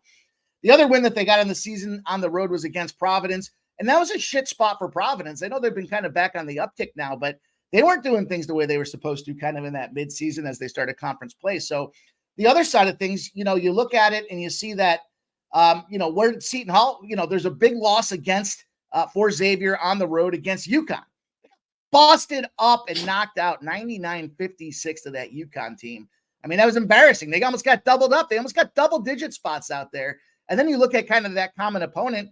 Guess who whooped up UConn? Granted, it was on their home court, but Seton Hall had no problem handling them. The big thing about Seton Hall is Quincy Oliveri, right? This is the guy where Seton Hall started the season off and they were playing really well. They're ranked inside the top 70 nationally in 2-point field goal percentage. allowed, block percentage, and free throws allowed. So they're a defensive-oriented team. The big thing was Quincy Oliveri gets hurt. This team takes a little bit of a step back. And, now he's back and he's rolling. He's playing healthy. Big spot for him out there. I think, I should say, rather Quincy Oliveri on the other side of things for Xavier. I can't read my own notes here with this glare. But he had a 29-point performance against Seton Hall is what I meant to say there. So excuse me. But anyhow, I think motivation spot, you look at these two teams, the opportunity, you've got a team in Seton Hall that can't afford to lose this game. Dabby talked about that Michigan State, Penn State spot and who's going to the NIT. Seton Hall's going to the NIT if they lose this game on their home court is my estimation. So this is do or die for these boys. They're 13-11 on their home court this year. You can't be losing in a revenge spot to a team like Xavier. So I think this is a good opportunity. We're buying low with Seton Hall specifically because they took a loss against Villanova 80-54. And I think it's a good opportunity to jump back on the saddle here. I'm on the money line with this one. I'm not going to fuck around. Well, I guess I got to do some line shopping. Let's see what the numbers look like. Yeah. Let's take a look here, Mikey. I don't know what it is, but I always want to call people by their full name. So I've almost called you Michael. Michael like 17 times here today. Just want to let you know that. You can call me whatever you want if you respond to my fucking text so I can get that code from you. That is facts. Fucking killed me. But no, I let me know what number you get on that money line here, Mike. While you're line shopping here, I'll remind everyone we're looking for 5 new members of PSR Gold so we can run the donkeys here today. The ponies will run today. If we can get 5 new members of Pub Sports Radio Gold, I'll do a $25 horse race out of my own pocket. 5 new Pub Sports Radio members joining us here. Will be a lot of fun. We've got 56 horses in the canals there, Mike. 56 canals in our horse show. We got wide track here. Man, we're moving on up. I think I was lucky number 50, so you'll never be able to take that away from me. Lucky number 50. Never won. Mine. I saw minus 2.5 at even money, so I'm going to take the minus 2.5 at even money. We did the ladder game before the other day. I talked to you guys about the cost of these points here. If you figure a coin flippy spot, pick them as a minus 110. 10 cents for every point. So that would put us at 25 cents, should be a minus 135. So the minus 140 in that case is overvalued, and it's even higher than that in some other spots. So minus 2.5, to me, it tells me when I look at this money line with these numbers that Seton Hall should get this job done. They'll probably win by, probably be 5 points. It's going to be tight, but I think 2.5 is fine. Beautiful. Shout to number one. Nasty Nate, you're number one, I'm sure. Shout out to you, Nasty Nate. By the way, I cannot wait for Saturday night at Pubapalooza when the ponies start racing. The ponies sort of start, they're all going to be like, oh, what are we going to do? And we're like, all right, $25 races on the screen. We'll put it on a TV screen. People will start buying horses, $25. We'll do some heats, winner take all. It'll be great. I can't wait for the ponies to start running here very soon. Will you be extremely polluted at Pubapalooza? I know that's like your biggest week. That's your Super Bowl. Yeah, no, that's my Super Bowl. Yes, on Sunday night, my pussy will be disgusting. But for the rest of the week, I will not. No, that is, I have to herd everyone. I'm a cat herder those days. On Saturday night, or well, I should say on Friday night, I'm usually the money bitch for poker. So I've got a lot of responsibilities. But yes, it is my Super Bowl indeed. It is indeed my Super Bowl. So I look forward to it every year. At the same time, I dread it because I know it's going to be evilly like the worst, like hardest work week of the year. So it's going to be fun. Shout out to Troy Torrance. Troy? And he is right. He is right. Smitty Werman and Jensen was number one. So shout out to that. It's SpongeBob references. By the way, Troy Torrance, I'm going to publicly tell you this. I don't even know if I'm doing baseball this year. I'd like to think I am, but I'm going to publicly tell you this now, Troy Torrance. I would like for you to join me one day a week for baseball. So I want that spreadsheet fine-tuned for baseball season, Troy. Just letting you know, you might fucking hate the sport, but God damn it, there's so many games. There's so much time. We'll be betting baseball together, Troy. So I'll be looking at you, Troy, for baseball season. All right. let's move on. And Kent Davies was just on his hands and knees, begging, saying, "Give me mid-majors. I need mid-majors. I want to roll around in the slop into the mid-majors." And God damn it, Kent, we're taking a nosedive right in with a spot we've had so many people talking about today. Green Bay, Northern Kentucky here. And I've heard from our good friend Connor McPix, and the 25 years he's been watching college basketball, whatever it is, he thinks this is the best Green Bay squad he's seen. Julio Villa, you putting the Green Bay lock in here with his bukus of clients he has. He's putting locks in here. Ron Crawford, Wisconsin Green Bay in here. Spreadsheet play of the day. Wisconsin Green Bay here. Green Bay is getting all the love in our chat here, Mike. And boy, oh boy, I'm excited to hear you talk about it. Now let's talk about Green Bay real quick, where the line's open here. I had this line opening up at -1.5 for Green Bay. Now we're all the way up to 3.5 for Green Bay here. Very interesting. Let's go to the market. If the line's all the way up that high, that could only mean one thing. Interesting. 55% of the bets, only 55% of the money on Green Bay. So not that much action on Green Bay, and the line is still moved up that high. Very interesting. Mikey Money, what do you think about this game, Green Bay, Northern Kentucky? Yeah, this is another kind of validation point for how the books have changed the way they're going about capping their business here. Used to talk about how they want 50% of the action on each side, and they want the big. That's how they're going to get paid in these games. Jimmy says it all the time. They want your money. They don't want 50-50 action. They want to try to find the edge. If they were that concerned about it, they wouldn't have moved this thing 2 points in the Green Bay direction if it opens up at -1.5. 55%, that's a rounding error off of 50. They are at basically 50-50 action, and they've moved this 2 points. So that tells you everything you need to know. I see these guys, talking about the spot there. My question is, are they taking the spread or are they laying the -156? I'm taking the spread here. I'm laying the points. I think this is the best Green Bay team. I heard CMac said it. I heard him talking about it on my side of things there. I don't think he made a play on it, right? That he was just kind of saying that he expected me to take Green Bay. And that makes sense because we've been capping. Yeah. We've been capping together he said that, yeah. We've been capping together for the basketball season and live streaming together. So he gets an inkling for the angles that I'm going to take on here. And again, we have a couple things going here. The revenge angle. Again, I think this is every game thus far I've got with the revenge angle in mind.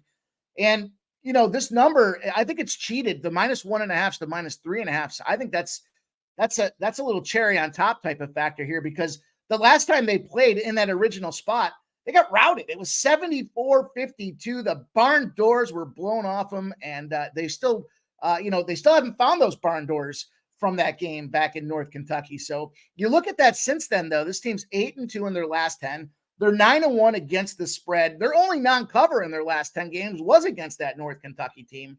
Then you look on the other side of it, and North Kentucky's lost to teams like Youngstown State, Oakland, Cleveland State as the road teams out there. Their only win on the road was against that aforementioned Detroit Mercy team. And we know Detroit Mercy's terrible. So, you look at common opponents. You want to play that game again. The Youngstown State spot here with the Phoenix. I love to look at how teams finish in the second half and kind of think that momentum carries over. The Phoenix, playing Youngstown State, trailing. They're down 42-38 at halftime. They go on a 46-41 run in the second half, and they win the game 84-83. They shot pretty well. They shot about 46%. They rebounded 39-30. They just an aggressive team that played better all around. And they earned that win there, and they played confidently and comfortably in the second half, which I think means bad news for this North Kentucky team. Obviously, revenge-minded. Green Bay averaging 78 points or more in 4 straight games out there. They're rebounding well. They're playing defensive basketball. They're shooting efficiently and effectively, and they're averaging damn near 80 points a spot out there. You look at the other side of this thing. When they did play that North Kentucky team, and I mentioned how poorly they played, 35% shooting from the field, 18% from the three-point range. They were 5-27. That was just their off night. And you can validate that off night by seeing how they've kicked the shit out of everybody since then. So I love this Green Bay spot. Give me the -3.5. Unless you can find a better number, 3.5 is good for me. So that last one, we had 2.5 at even money, and it looks fucking glare. It looks like 3.5 minus 105 is the best number I can find right now. All right. So all you guys that are saying Green Bay, let's see. Are we on the spread or are we taking the number? Are we laying the juice? That's a big factor. That's almost minus 160 if you're taking the juice. Just put Green Bay out there. Let's hear if you're on the spread. No, I see Troy's on it, though. Troy says Mike M is right. Green Bay is the side. I believe in this team. I don't doubt that Troy's laying some points out there, but I'm curious. I think I'm going to join you guys as well. I haven't had any official plays on the card yet. Just kind of been going through it, taking all the plays from everyone else. But I think I will be joining you guys on Green Bay here, 3.5 here as well. So it's going to be very fun. All these dogs that I've taken these dogs that I've played on thus far are teams that played horribly in their original matchups here. And, we've got the benefit of home court on their side. We can take it back to the very basic elements here.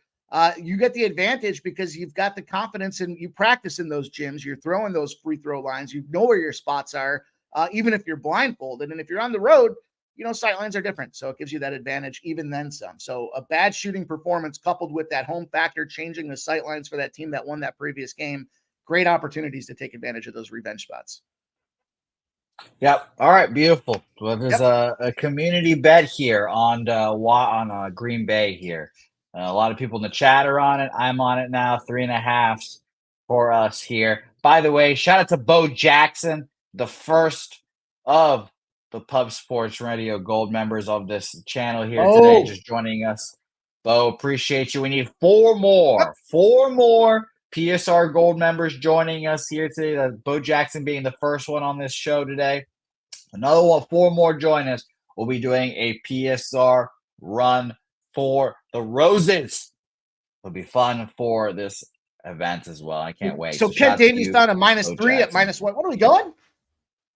No, we're not going yet. Relax, Mike. We're not going yet. It's not yet. I had to change my position and everything. We're gonna start talking ponies. Let's go. Oh, beautiful. -3, -120 you want? No, because I think that's overpriced for that half a point. 10 cents on that half a point. Actually, it's almost 15 cents on that half a point. So the 3.5 was what I say, -105. 15 cents for the hooker is an expensive. That should be 5 cents, not 15 cents. So I'm going with the 3.5. Troy Torrance on the double result. We've seen him have a ton of success with those. Kent Davies likes the 3. Ron Crawford's on the 3.5. Love to see it, you guys. It's we're all about that transparency. So we want to see those numbers you guys are jumping in there on. And if you got the better numbers, good on you. 1.5s and 2s would make me feel a lot better than 3.5s. But we'll see how it rolls. I think it's going to be a good spot for them to get the job done and move on. Tori Coker says, my horse is old and slow. Tori Coker, they brought the blue tarp out for mine the last horse race. So, we'll see. Yeah, there's been a lot of that in the chat recently. The horse turnover rate in the chat is tremendous. If you don't win a race for someone in the chat, you immediately go back in the back and they just take you out. So it's very interesting. But thankfully, Mike M, there's a plenty of horses to go around here at our lovely stables here. 4 more members for PSR Gold, and we'll run the horses today. Maybe if we get 4 before Mike's off, we'll run them with Mike on screen. God damn it. It'll be fun. I'll call the goddamn thing if I have to. It'll be good. I'd hate to see it. All right, let's move on to another game in the slop. Jacksonville versus Kennesaw State. Now, Kennesaw State is a mid-major darling. I see every year they're up here, battling. I feel like they're in the tournament a lot as well. This is opened up at 5, Mike, and believe a lot of places that stayed at 5. Bovada is 5.5, and Bet Online has 4.5. Very interesting notes there. So kind of back and forth market moves there. For the spread, 86% of the bets and 89% of the money on Kennesaw State here. Wow. Only 1,000 bets in, basically, but still overwhelming numbers there. And for the total here, if we can pull it up, 67% of the bets and 95% of the money on the over in this game here. And it has seemingly popped up 2 points there. Mike, what do you think about this game? Excuse me. There's an opportunity for the -4.5 right now at BetMGM at -110 for Kennesaw State. I'm going to jump on it. I know there's a lot of action, a lot of cash coming in, and to see that number either tells me that it's a little I just looked at it on BetMGM on my BetMGM app, and it's good to go here. We've got a shit team in Kennesaw State. Terrible. What have they lost? 6 in a row? 6 straight losses for this Kennesaw State team. 101-95, 85-69, 86-76. They were favorites in those two by 1 point, and they still got beat up and bludgeoned. -8.5. They lose 96-95 to another shitbag squad out there. 92-87 to Central Arkansas, -8.5. And, as bad as they are, you heard me correct when I started talking about Kennesaw State. You look at this Jacksonville team. Jacksonville's 1-7 against the spread when they're a dog of 4.5 or more points. So this is that dangerous spot for a Jacksonville team where they just can't cover this number. And you look at what's going on with this Kennesaw team, this line should definitely tell you you're not getting a deal. I saw this the other day. Where are we getting the deal? We talked to Abby Cab, and I talked about this one as well. When they're giving you a number that doesn't make sense, they're not just giving you free cash out there, and you got to go on the other side of it. There's no reason this Kennesaw team should be getting or laying this type of wood out there, 4.5 points. They're terrible. They're just fucking awful. But you look at this Kennesaw State team and you dig beneath it, they've been on a bad spurt right now. I don't know what's going on. I don't know if one of the guys, took care of another one of the guys' girlfriends. There's something going on in that locker room that's keeping this team from achieving their potential. Their scoring potential, their scoring differentials, plus 120 points on the season. You look at overall, they're putting up a ton of points as well. They're scoring on average 84 points a game. That's good enough to rank them 18th in college basketball. They're rebounding at 40.3 rebounds a game. That's good enough to be 29th in college basketball. They're 9.8 3-pointers a game. That's 21st in college basketball. Something's not right. You look at the other side of this thing, Jacksonville's only putting up 74 points a game. So Kennesaw should get these guys by double digits. I don't know what's going on here, but a big trend and a big number that I came across for this one. When you got a team that's on a streak of 3 to 6 losses, if they're in conference play against an opponent that's off a win and that line is less than 5.5, they're 25-3. That number's 8.6 on average for the margin. And there's that 10 I talked about, 75 to 65, the average points being scored in those games. So 4.5, in my opinion, is a blessing for us here. And, a lot of the numbers I had were kind of geared around 5.5. So if you look at the plus 5.5, if that's the number you got to take, I'm still fine with it. If you don't have access to BetMGM, Jacksonville has not covered the 5.5 on the road in 7 of 10 games this season. 4 of their last 5 games on the road, they haven't covered it. There's just a team moving in a completely different direction. They're not scoring enough. And then I mentioned that number to kick things off with the scoring differential at plus 120. Jacksonville's scoring differential, Jose, -8 points on the season. That's a huge world of difference for a team that doesn't score enough to begin with. They're not playing defense either. And I like this Kennesaw State spot. So -4.5, I locked in at -110. All right. Beautiful work 6 there. losses Kennesaw in a row, Jose. Matter of fact, I'm double dipping it. Matter of fact, I'm going again. I'm taking them in the first half too. All right. So Kennesaw State first half full game there. First half Mikey -2.5, -110, and full game -4.5, -110. -110, and you said a full game -4.5, -110 there. That is correct. All right, beautiful work there. And again, making my father happy with every bet I write down. All right, beautiful work there. Mikey De Niro doubling up there. I like that look there. Perky likes Kennesaw State as well. He's a 20% money line play for Mr. Perky Bump Sanderson. Perky, I love Perky. I don't want to call him out. I love him to death. But we need 4 more PSR Gold members to become Horse Racing Wednesday here again. We need 4 more members. And I see Perky. He's not green. I see it. I see you, Perky. I love you, though. I see you. Next game, St. Joseph's, Loyola Chicago. Mikey, first of all, Sister Jean is still alive. What were the odds of that? Jesus Christ. I cannot believe it. She is, I'm sure she's a lovely woman, but at what point is enough? Holy hell, she's just a grinder, fought through COVID, doesn't give a fuck. But this line opened up at 4.5 here for Loyola Chicago, and it's gone down to 3. Went up to 3.5 again here. I don't know. Is this the same Loyola Chicago team that we've had in the past year, Mike? What do you think about this game? Yeah, so you look at the numbers on it, right? Just kind of tearing this thing down and looking at its basic here. 81% of the bets and 89% of the cash on that St. Joe spot. So big spot here for this road team. And if you kind of start peeking under the covers and you look at what's going on, doesn't make a lot of sense at first glance here. You see that Loyola Chicago has won a bunch of games. I was on them the other day against that G-Dub spot out there. But if you watch that G-Dub spot, they were struggling in that first half, and they've kind of been going down that road as of late. So, I kind of felt like this is a weird number situation, and it's another revenge spot. We've got St. Joe's, they were on that St. Louis kick out there, laying 10.5 points. They get the win their last game out, but they didn't cover. They barely got the thing done because this was the look ahead and the revenge spot that they had circled on the calendar. And when you can try to identify those situations, you got to take advantage. This was a 3-point game when they did play last time, 78-75.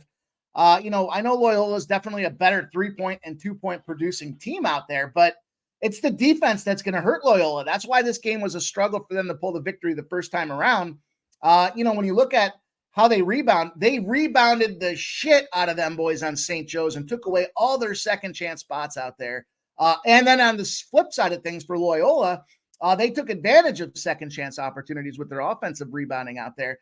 But that was an anomaly because they're a 311th offensive rebounding team. When you give me this opportunity to get to 3.5 points and you got a team that's damn near one of the worst in the country at offensive rebounds, that immediately tells me you're not getting second chance opportunities. I'm going to discount what happened in that first game because they've shown over the course of the season just who they are. And then on the flip side of things, you look at this St. Joe's team. They're a 3-point efficient team at 28th in the nation. They get 40.6% from the three. You're going to force a team in Loyola to get behind and have to take some threes, and they're not getting their second chance spots there. That spells doomsday for me. St. Joe's averaging 78.3 points a game. Talk about a balanced team. They're 78th in offensive efficiency. They're only giving up 67 points a game. That's 78th in defensive efficiency. And, I think it's just a situation where Loyola potentially ran out of a little gas and had to burn out the old O-rings on that last game. We had a St. Joe's team that was looking ahead to get this one done. So I like this one. I don't just like St. Joe's to get the win by the spread. I like them to get the money line as well. So we're going to go with another double dip opportunity with the plus. There's a plus 3.5 out there at minus 105 again. Minus 105 at BetMGM. BetMGM seems to have better college lines as of late. And then we've got a plus 152 on the money line as well. So the plus 3.5 at minus 105 and the plus 152 at money line spot for St. Joe's. I think they get it done. I think Sister Jean probably not going to be watching this one here. It's going to get ugly early, and I think they go out there and get the victory.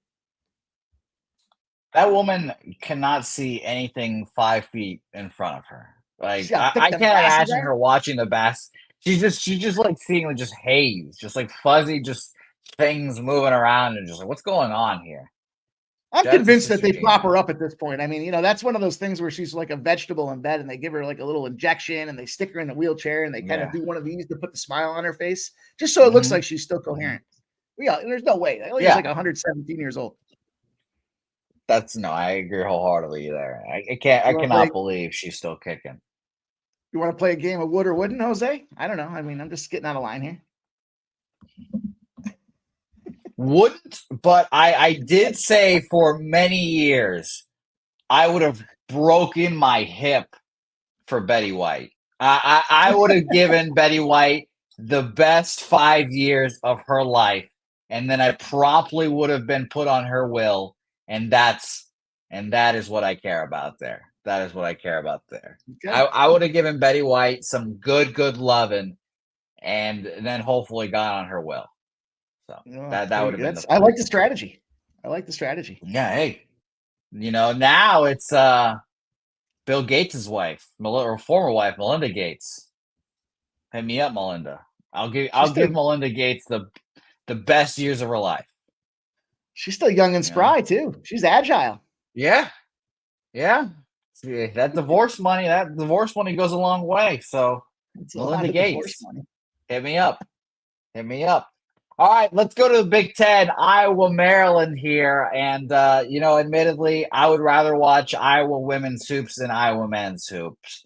I don't care about Fran McCaffrey. I just, disgusting. I don't know. I do like Maryland, though, Mike. I do have a soft spot for Maryland. The greatest Venezuelan basketball player of all time went to Maryland. Made me believe that Venezuelan people can play basketball for a little bit. And then when I tried to play basketball, I was promptly reminded, no, we cannot play basketball. We as a country are not, this is not our sport. But shout out to my guy, Gravis Vasquez. I love my guy, Gravis Vasquez. He's my dude. Apparently a dick in real life, but I still love him. Let's go to this Iowa game. This game opened up at 4.5. It's kind of popped up to 5. Some places even 5.5 here. Bovada 5.5 minus 110. Very interestingly enough here.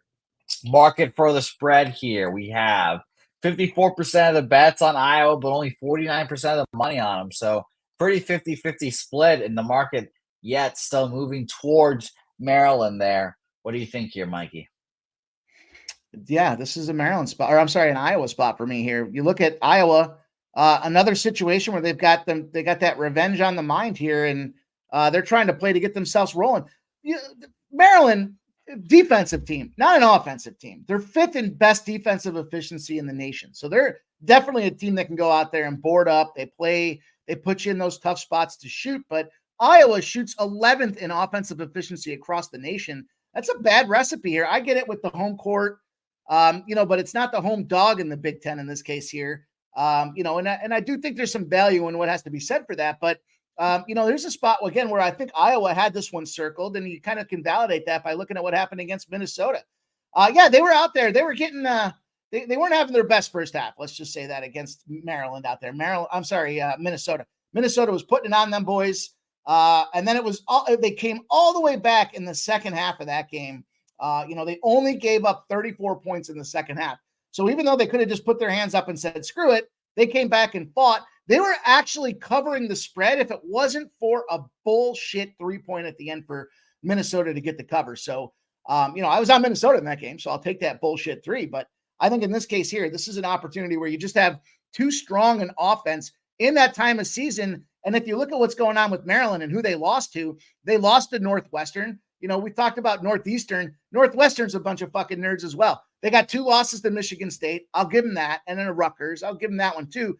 But you lost to Ohio State. I mean, that's just that's not a good spot to be in for this Maryland team. And you know what? They ended up winning 69-67. Did Maryland the last time they played these boys here. Another situation where they out-rebounded them 36-29. And you look at this Iowa team, it was excessive turnovers that last game. Those are 2 things I think are easy to fix. That's just heart and commitment. Don't do stupid shit with the ball. You're going to reduce those turnovers and then go out there and rebound on these motherfuckers. And I think here's a spot where we got, a 5.5 at minus 110. And guess what, Jose? It's the old double dipper plus 180 spot here on the money line too. I think Iowa's going to put these boys to sleep. They might already be sleeping. They just haven't been woken up by the doctor yet. So we'll see what happens. All right.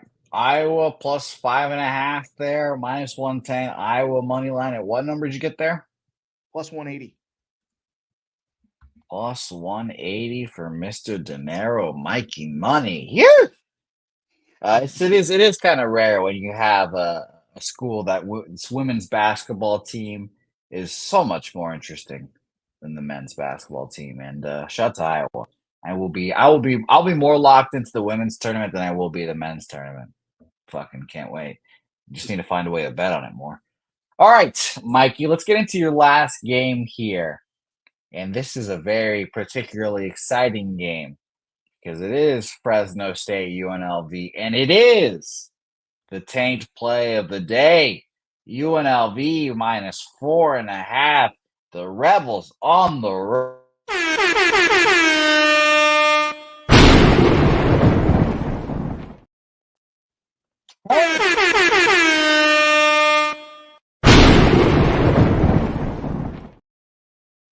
think we missed one too, though. By the way, Awesome. I'm on that Richmond Spider spot as well at -3.5, -110 for the Richmond Itsy Spiders. But we are, the CMac already broke that one down, so I'm fine with it. It's just that's the top 5 spread cover team in the country. So in a good spot. I love the opportunity. I love who they're playing out there today. I think it's a good spot for them. -3.5. Give me that team to give me the old whack-a-mole. That little game at Chuck E. Cheese where the thing came out and you had to pop it with the hammer. That's yeah, I was exceptionally good at that. well, it's eye-hand coordination. That doesn't surprise me.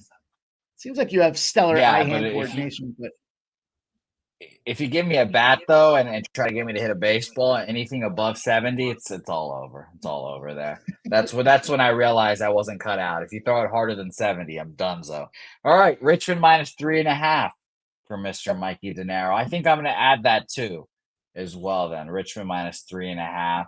I was shocked to see that line, so I need to get on that quicker rather than later because those lines are moving. But let's talk about UNLV Fresno State. Mikey, we talked about, again, Matty Ice, Taint play today, -4.5 here. Very interesting. Market-wise here, we see – go ahead. You go ahead. Finish up. I might be on a little delay. Well, I was going to – oh, okay. Well, that's not ideal, but we're still rocking and rolling. But 5 is we see 1.5 at Bovada -105. 4.5 is what it opened at. Kind of dropped down a little bit some places, but like I said, a 5 at Bovada is interesting at -105 here. So you could call it a 4.5 at -115 there as well. Very interesting. UNLV market-wise here, 49% of the bets, but 70% of the money on them. So this feels like a sharp side, Mike. What do you think? Oh, it makes a lot of sense. If you think about the breakdown for this game, we just talked about scoring differentials in these spots, right? UNLV +118 on the scoring differential side of the equation. Fresno State -68. They're being outscored by 3 points a game in those spots out there. The big difference, though, for me, you got, this guy, Luis Rodriguez. We shut Luis Rodriguez down there for UNLV. He's the best rebounder they've got on the program.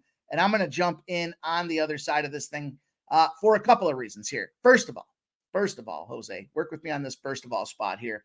Not a great team. There's no question about it.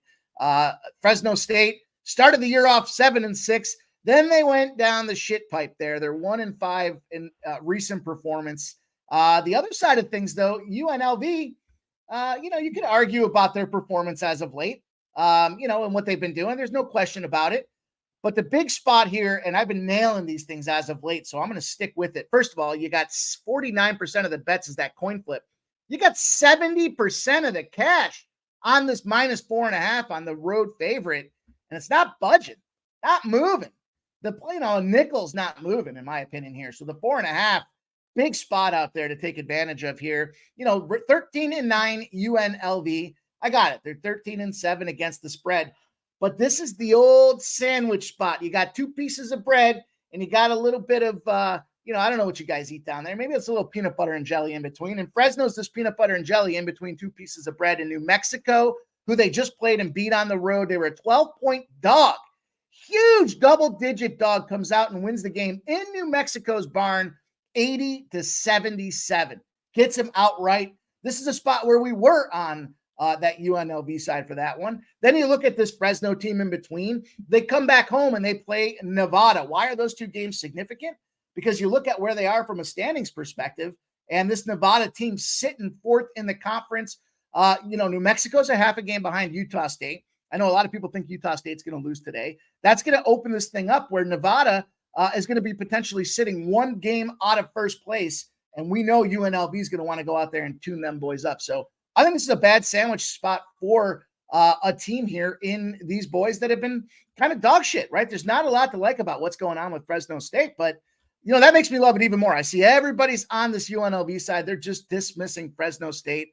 They're 11-13. They're 10-13 against the spread. Not like they're a terrible team. And they got the benefit of home court at this point. So, they're not a great team. Don't get me wrong. They're sitting towards the bottom of the conference, just ahead of San Jose State and Air Force. But if it was that easy to take UNLV and lay 4.5 points, that line would be moving to 5, 5.5, and 6. So, it makes me cringe a little bit to think I'm head to head with some of the boys, and I respect you guys and how you go about capping your business here. But I got a 105 opportunity at plus 4.5. I don't know that they're going to win outright. I thought about jumping on the money line as well, but I got a couple money line spots here, and if I go 1 for 1 in those, I'm going to be comfortable with some of this plus cash. But I do like this opportunity for Fresno State to get the job done. And as far as kind of fuck it, let's go for it spots there, I'm going to take the first half as well at plus 2.5 at minus 110. Sandwich spots no good. Bad situation for these boys here. I went 2-0 on my sandwich spots yesterday, 1-0 the day before as well. So going to rock them. Plus 4.5 minus 105, plus 2.5 minus 110 for the first half. All right. Mikey M plus 4.5 minus 105. First half plus 2.5 minus 110. Beautiful work here, Mr. Dinero. What a card you have here. Let me recap all this and get you on your merry way, and we can plug our friends at Last Call here. So, Mike, and obviously, let me know if I have any odds or any juice messed up. Step in. Let me know. Penn State plus 3.5 minus 108. We have the Hall at minus 2.5 at even money. Green Bay minus 3.5 minus 105.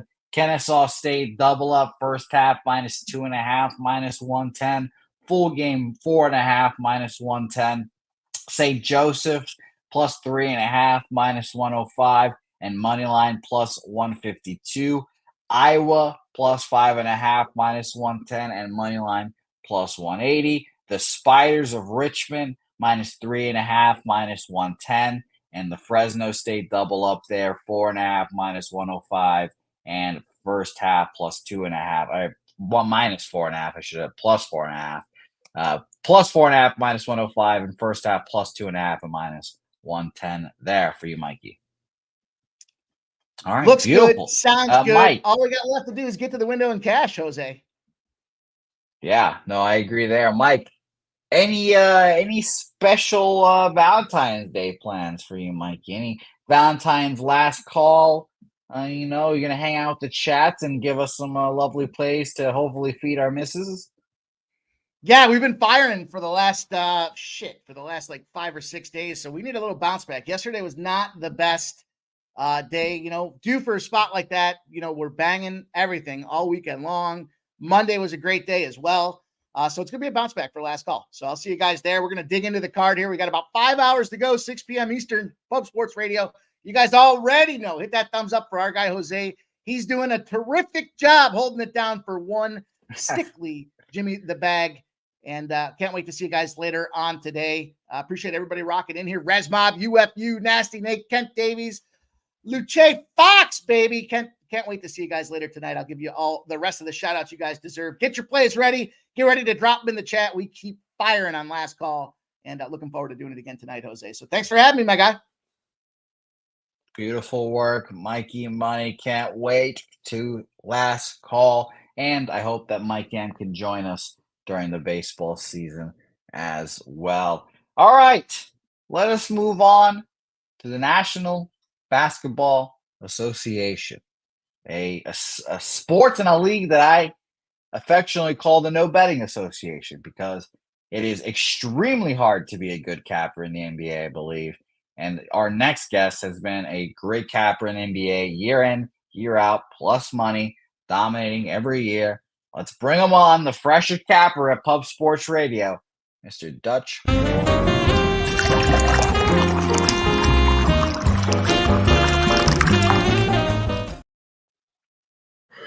Dutchy, what's good, my man?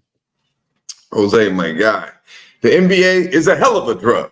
Hey, you're looking at the plug. Yeah, man. Good to see you, my man. Happy motherfucking Valentine's Day to you. I didn't realize I was going to get such a treat, on Valentine's Day to I know. Break down the association with the little motherfucker. Jose, how you been, man? Oh, doing all right, Dutch. Can't complain. Going to have a lovely Valentine's Day today. I have 2 questions before we start this NBA breakdown. And, of course, nice to see everyone in the chat showing love to Dutch. First of all, I asked Connor this question. You're a Vegas resident. How does it feel to have everyone up out of your fucking city after the Super Bowl? Oh, man, it's a beautiful thing. I hate that shit. I can't lie. Like, people say, I want to come to Vegas for the New Year's. Like, you're that goddamn fool. I want to get the fuck out of here for New Year's. I hate it. I mean, as you're a local, you know the way it goes. I mean, it ain't nice. If you like to leave your place and get just stuck automatically. I live close to the boulevard, so it's not very good. And then it's like triple, quadruple the fucking police. So it's not good. Yep. You know, I mean, they want to make shit safe for the tourists and do all that. That's a good thing. But for a local, it's very good to get the motherfuckers out of here. Now shit's a little bit back to normal. You know, I actually went to the strip on Monday, the day after everyone tried to get the fuck out of there. And it was still pretty busy, but obviously not as bad as it was throughout Super Bowl weekend. So you didn't go at any point during Super Bowl week to go to look at, see if you can find anyone? Because I heard you just walk into the fucking Cosmo, you look left, you'll see Russell Wilson and Ciara walking down the street. You walk right, you see J.J. Watt and Connor Mack rubbing elbows. Nah, man. So I took the wifey to the Trump, and she went to one of those fucking events and, you know, was sending me pictures of people. I'm like, I don't give a fuck about none of that shit, bro. I really don't. I don't give a fuck. I meet all those people. I've been in Vegas for so long, and like all I did was play on the strip, play poker, and grind. Like for the first 10 years of my life here, like I've seen all these people, and most of them, it's like whatever. I'm not that guy to ask for any picture. I don't do none of that. I will say I had some cool conversations. Kevin Durant is probably the most genuine dude I met out of all the motherfuckers. But yeah, I'm no fanboy, bro. I don't give a fuck about that. Fair enough. That's exciting. And my last question, that you mentioned Valentine's Day. I already told people what I'm doing for Valentine's Day. What are you doing for Valentine's Day? Yeah, man. See, I like don't do Valentine's Day like realistically, like because everyone says they have to. I feel like it's kind of like some puppet shit. I'm not big on Valentine's Day. I feel like I'm like, okay, because you tell me I have to, you want me to, and I tell the wifey, I'm like, so wait, I'm only supposed to show my love today. That's it, only today, not every other day of the year. You don't want it? Okay, I didn't know that. So I don't know if I'm the right guy you want to come to a Valentine's Day, but I am going to take the wifey to a Mexican joint. But I got a long week ahead. It's her birthday. Like I was just at the Delano MGM. Check it out. I stayed at a really nice suite there. Just got back, and I'll be doing it this weekend too. So, not too much on this day, but I will be at a restaurant. And that's about it. And I will be doing all about the hoops, man. I guess Jimmy had a beautiful Valentine's Day plan. He didn't. He said, "Fuck the show and everything." I'm gonna work it around all about the hoops. So check it out. NBA vibe with your boy Dabby Cab, the whole crew.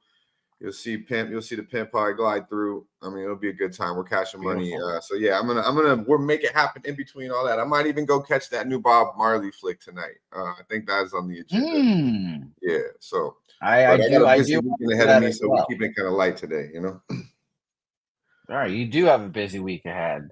Birthdays, Bob Marley, all about the hoops. It's going to be a great time. If you don't have a significant other, what better way to spend your Valentine's Day with the fellas?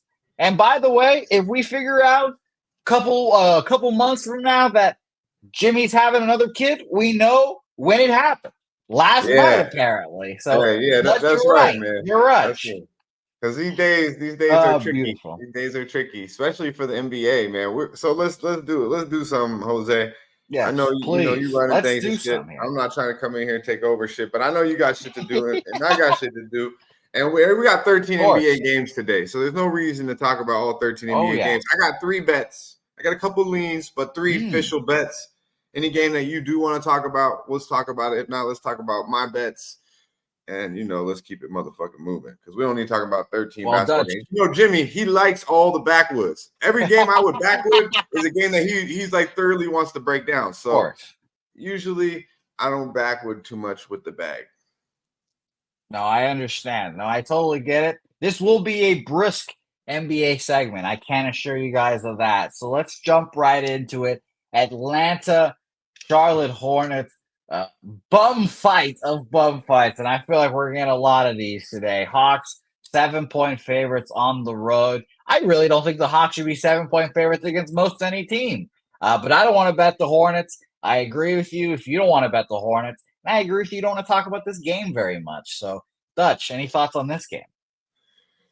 Yeah, man. Shout out to Troy T in the building. I see you, my guy. Bo Jackson, good to see you, my man. BJ, liking the Sixers, man. I got them written down right here, my guy. I got them on the paper. On the paper, top play, the Sixers up there. I see you, my man. I like Atlanta first half here, but I'll be honest with you. It took me back to last week, and I had Toronto first half against Charlotte, and they didn't cover first half, and they pushed full game. They won by 7. I believe most people have Charlotte plus 7.5. Same goddamn thing a week later, bro. I'm learning from my mistakes and not taking a team that I probably shouldn't be betting on the road as a favorite. Kind of telling what you said too. So if I had to bet this game, it's Atlanta first half.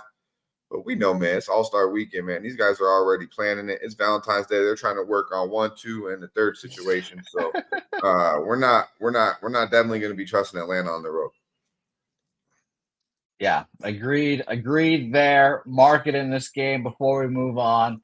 Hawks, Hornets here, 63% of the bets, but only 52% of the money on the Hawks here. So kind of a subtle sign that kind of people like the Hornets here today.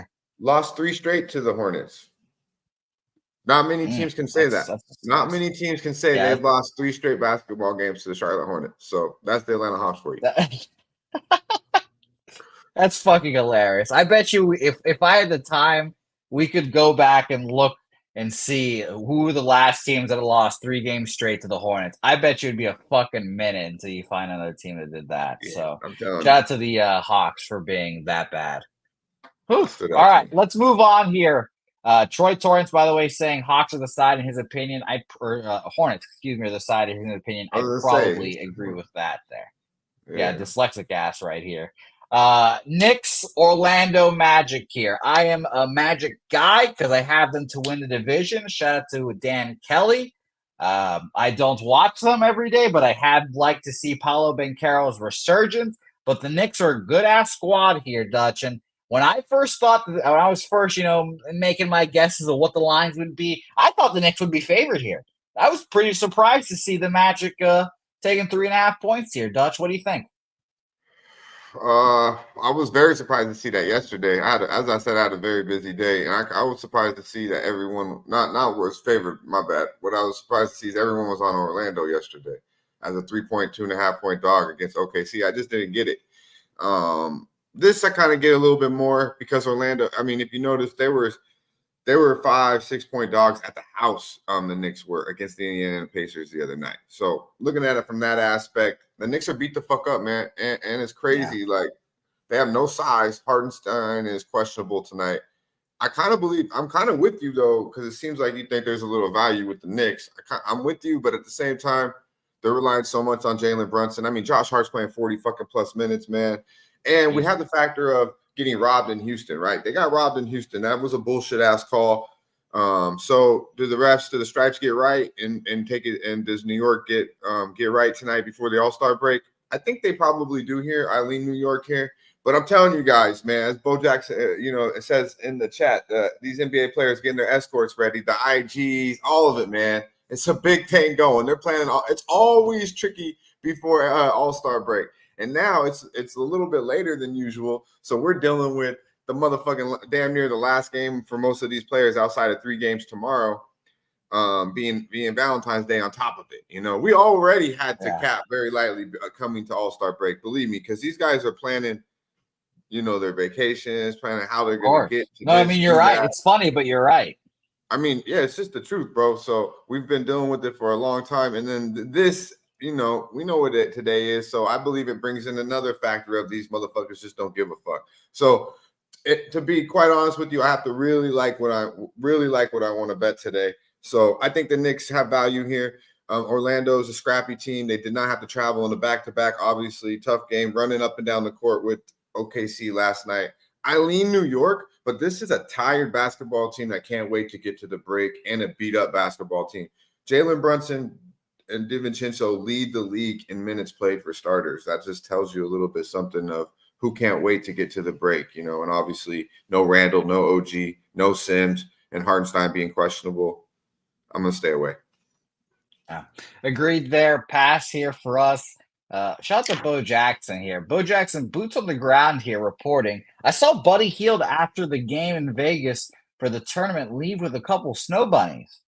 Dude was walking around the strip like nothing. Shout out to you, Bo Jackson. Yeah, I fucking that's how it is, couldn't man. stand Buddy it. Hill, ain't nobody noticing that motherfucker. Only motherfuckers like us would notice him. You be like, who's that goofy looking Yeah. motherfucker? You Yeah, know? I agree with that. I fucking can't stand Buddy Hill because he went to Oklahoma and those big ass fucking teeth that guy has. Yeah, yeah. But shout out to him. He ain't nobody noticing his fucking ass walking down the strip. You know, Nobody. No, that's another thing is you baseball players, all these guys. There's just many people. It's only the superstars that really stand out, or degenerates like us who are like, "Hey, is that motherfucker? Oh, that is him." You know. Yeah, it's funny. I saw when I was in Vegas. I'm pretty sure I saw Floyd just walking around. I was like, this guy's fucking just walking around. Everyone's ignoring his ass, but he's just fucking walking around with just big ass bags and fucking money, making Now, bets. Floyd, He's just one of us. He had probably 6 guys around him though, and he's your height. You know. Now, yeah, that's why I saw him. I was like, oh hey. Yeah, Floyd, he's cool. I met him at the sportsbook at South Point. Shout out to him at like 4 or 5 in the morning. I'm standing right next to this Floyd Mayweather, and he chopped it up with me just like this. And literally, I'm 5'9". I got like 2 inches on him. So he's like your height. Well, 5'9" on a good day, I am. So maybe I stand up a little straighter with Floyd. Who knows? All right, let's go to he's like 5'8". Yeah, he's a little boy. I was like, Miami, Philadelphia. He's got hands though. Like he's still got the hands, obviously. Sheesh. No, ain't nobody do it like Floyd Mayweather, bro. Ain't nobody do it like Floyd Mayweather in Las Vegas. Ain't nobody really do it like Floyd Mayweather anywhere. He's on a whole other level, man.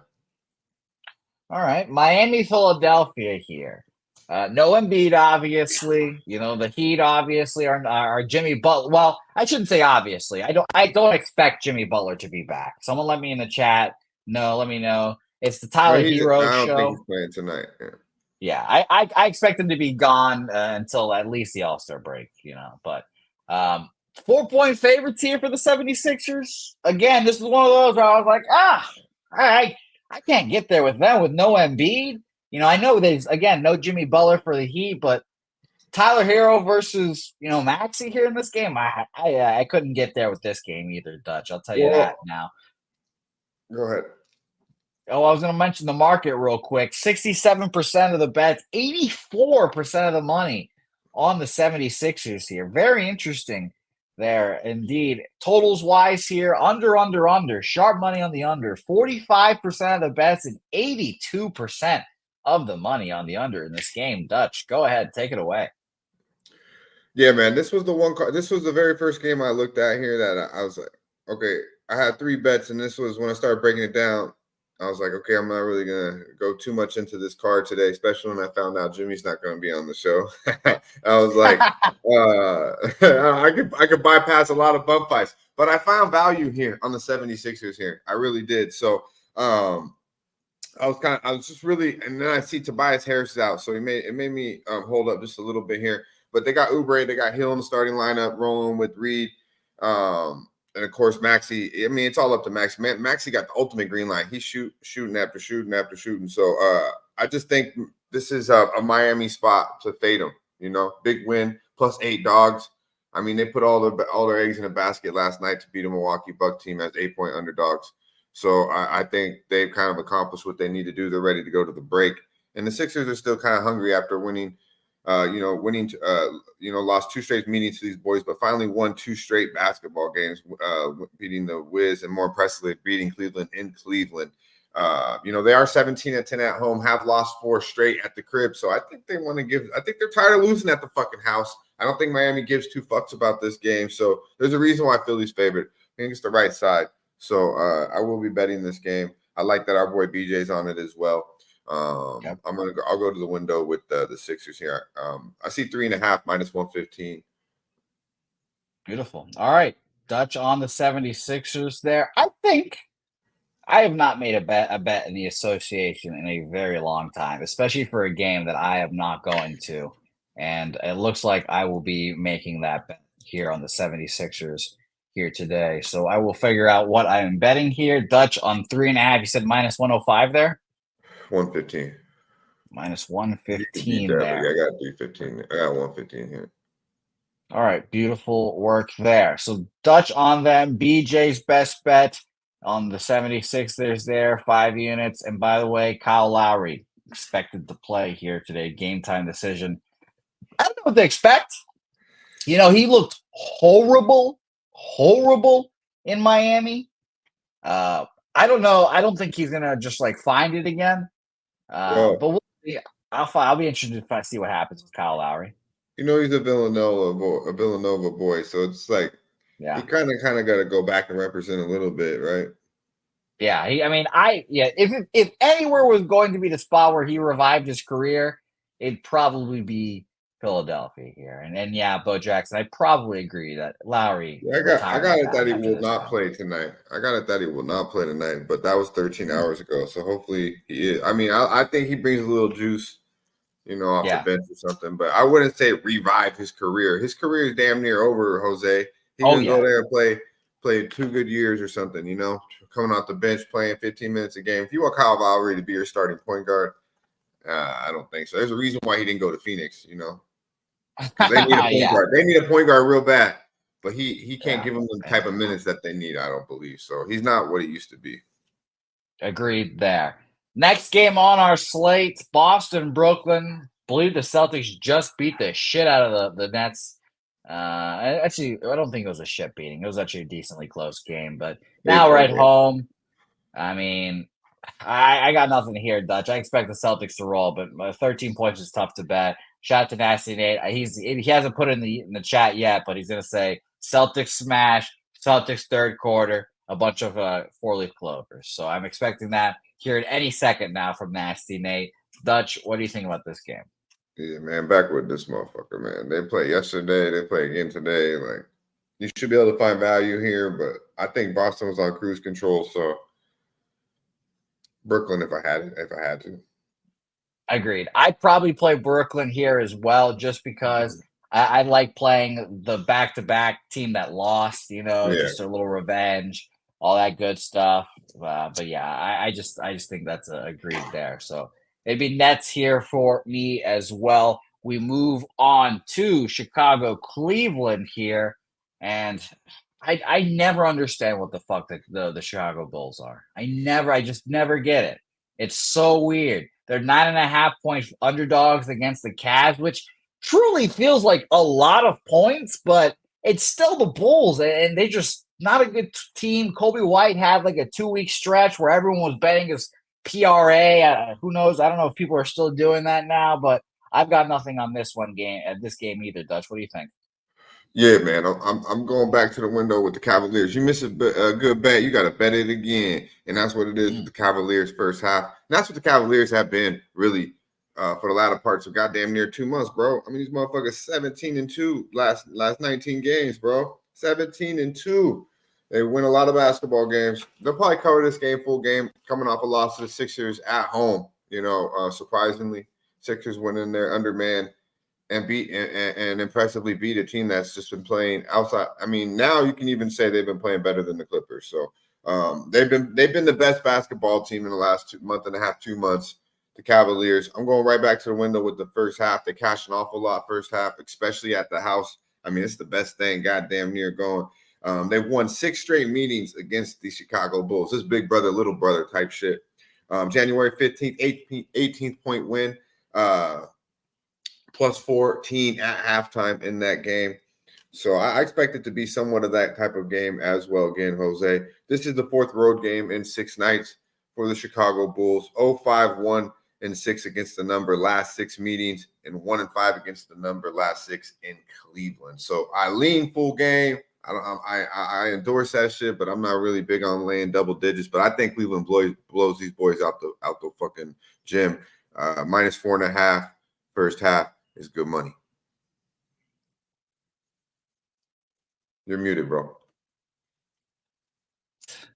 Classic. Pulling a dabby cab. Went the whole show without pulling a dabby cab. And, of course, Dutch, you know best about dabby going muted there. I do. All right, let's go to that. He said first half there, Cleveland, and I believe the best number I am finding here, I think I got minus 110. Is that all right with you? Yeah, man. Let's make it happen. We got some love for the Bulls in the chat. Saturated likes the 9.5. Looks like wine time. Shout out to our guy. Shout out to both of our guys. He like in the 9. Yeah, man. The Bulls find a way. They do cover a lot of basketball games.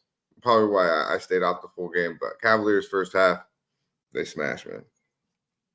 All right. Cavs first half there for Dutch.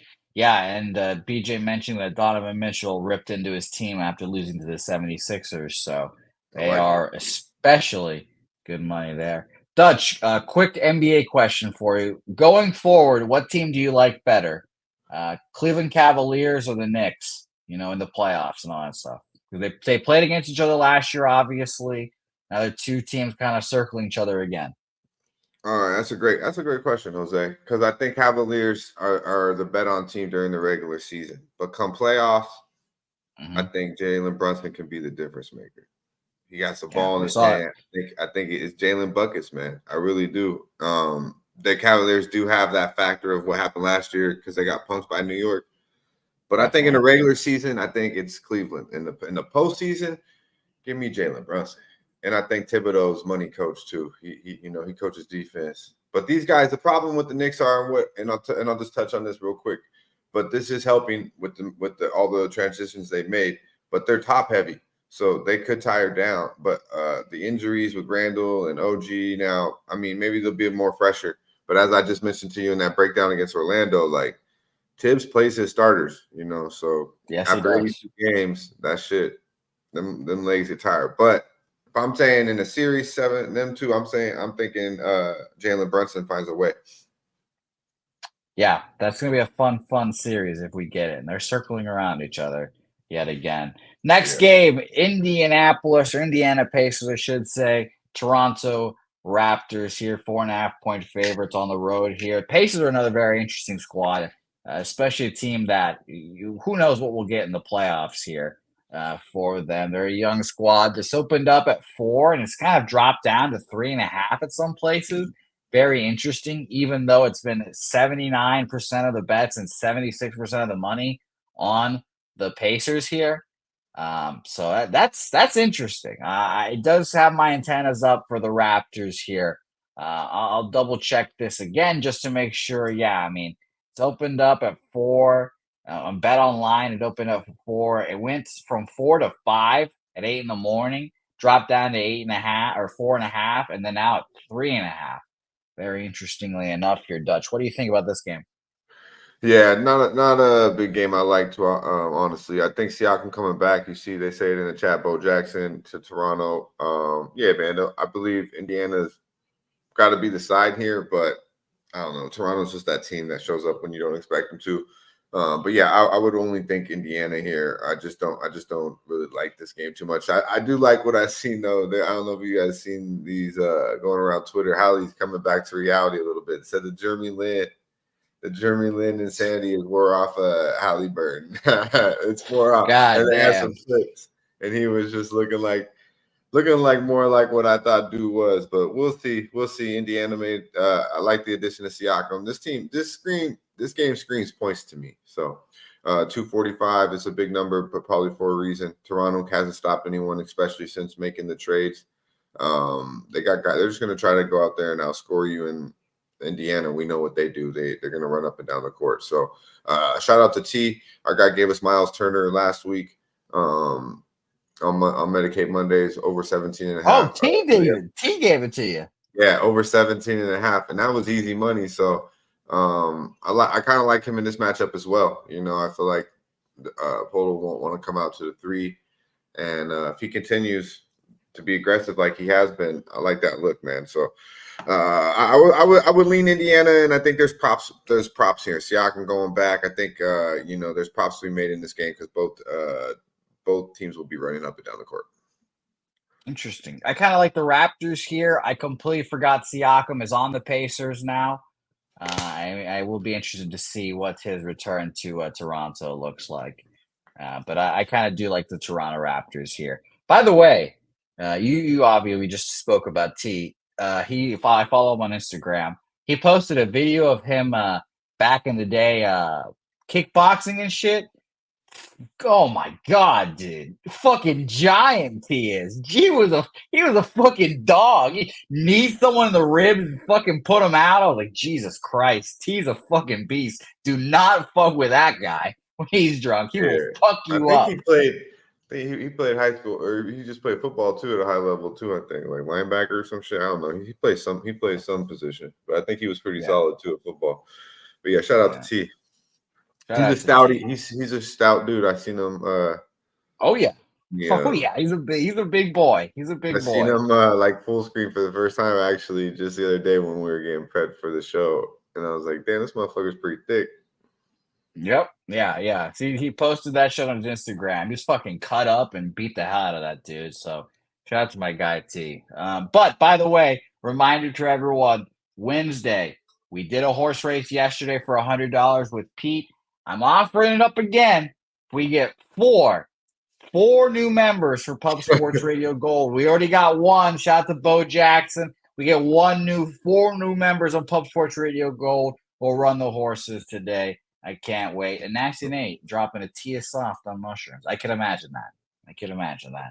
Yeah, mushrooms a whole nother world, man. Yeah, it is. All right, next game, Houston, Memphis. Again, I cannot believe that the Memphis Grizzlies are this bad. 1 and 2, that the Rockets are not bigger favorites here on the road. I don't know. Maybe it was just hanging around LJ a little bit too much, I guess. I thought the Rockets would be pretty decent this year. Ime is a good coach, but they're not going to make the playoffs, obviously, and who the fuck knows. But battle two ship bums here. Rockets opened up at 3.5 and have come down some places, like I said, at 2.5.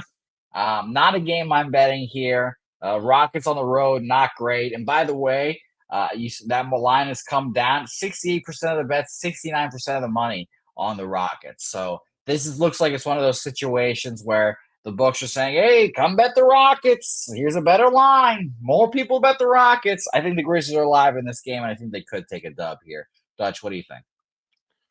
Yeah, nothing on this one. Man, back with this motherfucker, bro. Nothing.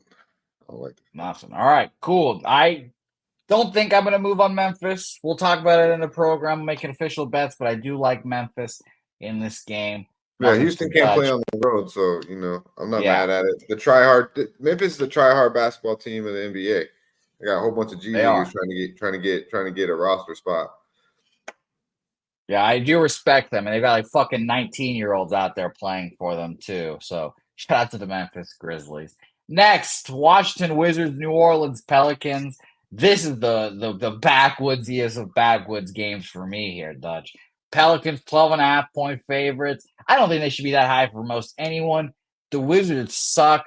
I've said for fucking 3 years Jordan Poole was horrible, and the fact that Jordan Poole and Andrew Wiggins costed my Celtics an NBA title will cause me lack of sleep for years to come. Both of those guys are fucking horrible now. It's disgusting. No action for me here. Market in this game. Wizards game. Where are you, Washington, you bastards? We've got 51% of the bets on Washington, 63% of the money on them. But still, no fucking chance of betting this game here, Dutch. What about you? Yeah, man. Shit. Shout out to our guy Andrew G, North Ender. I see you, my dude. I would think here Pelicanos first half, but it's such a big number, man. I can't really fuck with it. Maybe team total over Pelicanos, but yeah, no action for me on this one, bro. Agreed. No action here. Let's move on to the hometown San Antonio Spurs on the road against the Mavericks. It pisses me off every time I'm making bets or looking at my bets that the fucking first bet I see it's going to be for the next fucking 3 months is Spurs to make the playoffs. And I fucking hate myself for making that stupid ass bet, thinking these motherfuckers would try this year. They're not trying. They're tanking again so they can get a point guard from this shitty ass draft class. But at least Victor Wembanyama is a friend of Pub Sports Radio, came to the bar and got served a delicious lemonade at the bar. So shout out to Victor there. Spurs Mavericks action here. 53% of the bets on the Spurs, but only 46% of the money on them. Pretty coin flippy game here for me, Dutch. What do you think? Big Wimby, huh? Maybe you should hang out the bar a little more. You might get a little bit more Yes. than lemonade. Fuck But yeah, check it out. I don't like this game, man. I don't like this game either. It's it's Luka the motherfucking Don. You know what it is. So Yeah. the Mavericks will pick their number against these guys. They fuck around with these bums though, and let them hang around. It is obviously an in-state rivalry, so dare I say Spurs plus 11 maybe the side, because this will be a game I'll be praying that Dallas fucks around early like they did against, I believe it was the Wizards the other day, and came back and won, because I could live this bet tonight. I'm all about the hoops. All right. Well, I hope that's the case as well. Spurs opened up at 12-point dogs, now 11. So people do kind of like the Spurs here today, and I can see why. This is one of those games where I was like, who the fuck cares? Yeah. Exactly. So agreed there. Let us move on. And by the way, funniest trade of the deadline was the Mavericks getting rid of Grant Williams immediately. They knew, they're like, this motherfucker is annoying as hell. Let's get him off our team. And Luka said, yes, please. You see what one of the reasons, there's multiple reasons, but they said that one thing that really pissed off the locker room, obviously the locker room, they meant Luka, is this fool stopped wearing Luka's shoes and started wearing your boy Jason Tatum's shoes. It's my guy. That's Grant Williams. I was like, bro, get your fucking ass out of here.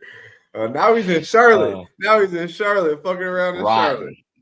Yeah, rotting away in Charlotte. And he's perfect for the Hornets. He's gonna shoot a shitload of shots and act like he's the best player on the court. So respect to Grant Williams. Next game, Kings Nuggets. Great game here. Underrated game. I wouldn't mind seeing this in the playoffs here at all in the second round or something like that. Now, maybe it's just me. I would expect Jokic to go off, in particular against other foreign centers. Sabonis is one of those guys that I think Jokic just likes to go at every time. And I believe these guys played already in the playoffs, and they took advantage of Sabonis jumpers, and he just bricked them on, and that made him try to go in the lab and shoot better, et cetera, et cetera. Do I trust the Kings here? Not really, but the thing is that the Nuggets really do take on the personality of Jokic, and he doesn't give a fuck about any regular season game. It has to really get him going to get him to care. And I don't believe that a random game against the Kings on Valentine's Day will get our boy Jokic going. So past game here for me, opened up at 5.5 for the Kings, has kind of stayed around there, 5.5. Kings right now, market wise, wow, Jesus, 83% of the bets and 84% of the money on the Nuggets. And man, that admittedly that does make the Kings more appealing to me, but I don't think I'll move on it here. Dutch, what do you think? No, man, I like the Nuggets here. I think the Nuggets get right, and I agree to you to an extent about Jokic. You don't really give two fucks about this, but I think he does going to show up and give you, what he's going to give you, which is a goddamn a lot in the stat column. 25, 13 and 9 or some shit. He'll do dirt, man. Against a very, Sabonis is very talented, but they lack in size. This Kings team is. They really want to be serious, in my opinion. Need to get some size outside of Sabonis, and they didn't do it. So I look for the Nuggets to really get right here, coming off 2 straight losses, most recently to Milwaukee, and then obviously in Sacramento after beating the Lakers on Kobe night. They travel to Sacramento and get smacked the fuck around in Sacktown, by 29 points. So they lost the last 2 games by an average of 23 points per game. This is the defending champs going into the All-Star break. I look for them to do what they do at the house, and that's get right. I mean, this team is 21-4 at the crib. Have won 9 out of the last 10 basketball games against the Sacramento Kings in Denver. And you're coming off a revenge factor, and they lost earlier this year. So they lost both meetings to the Sacramento Kings. You got a team, like I mentioned, that's 21-4 at the house this year, won 7 straight at the crib. And Sacramento has been, outside of that win against Denver, has been somewhat suspect of late. And you got them in a back-to-back situation in a tough basketball game, losing by 5 last night in Phoenix, and then you travel to Denver right before the All-Star break. Man, I just think this ain't really too hard to think about, to be quite honest with you. The Kings are 1-4 straight up last 5 against the number, and 3-6 straight up last 9 overall meetings versus the Denver Nuggets. So I look for Denver here, double revenge factor, getting smacked the fuck around on the road in 2 games, not only in Sac, but in Milwaukee, back at the house right before the break. Get right. -5, good money. All right, beautiful. I like the breakdown there. It made a lot of sense. Especially losing to them so big recently. I like points. that there. Yeah. I like that look there, especially for a defending world champion. That'll actually be a reason for Jokic to care. And even when he doesn't care, he'll put up a triple-double in his sleep. So shout out to Jokic, my favorite player in the league. Let's go on to Detroit, Phoenix. Well, not really a bum fight, but Detroit are the bums here. Going to Phoenix, I expect the Phoenix to win.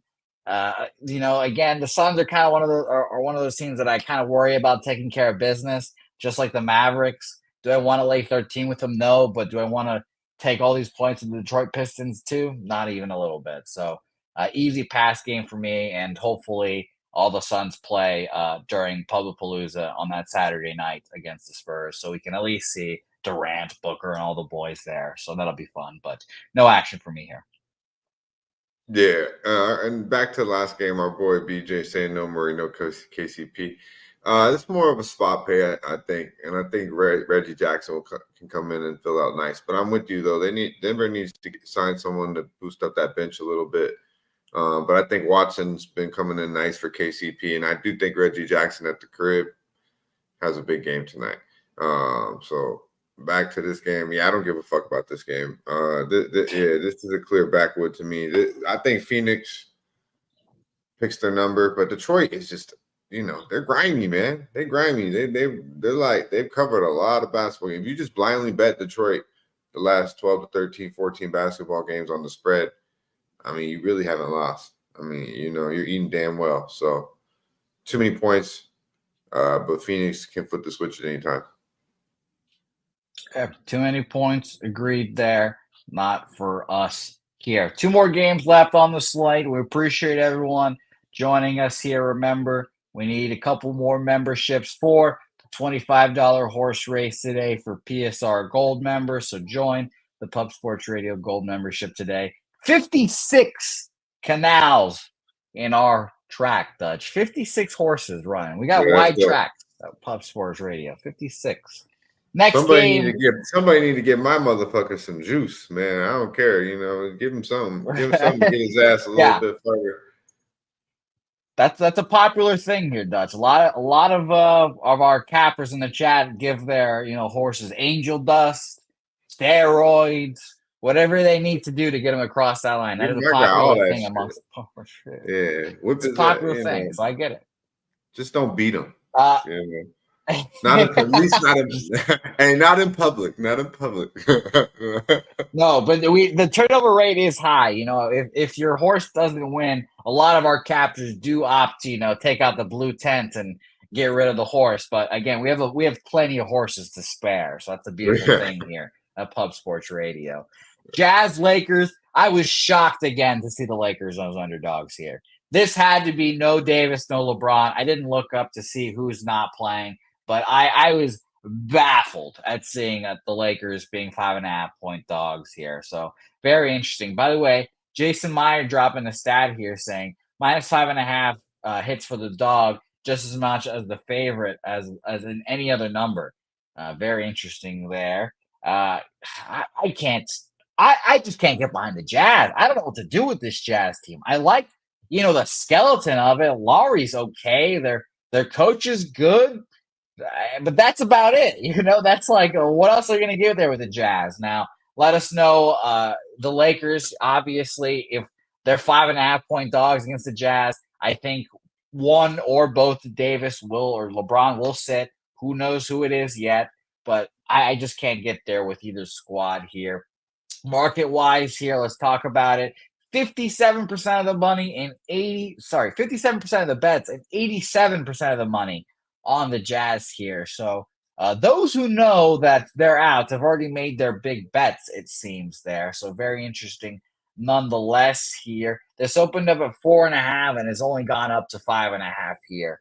Dutch, what do you think about this game?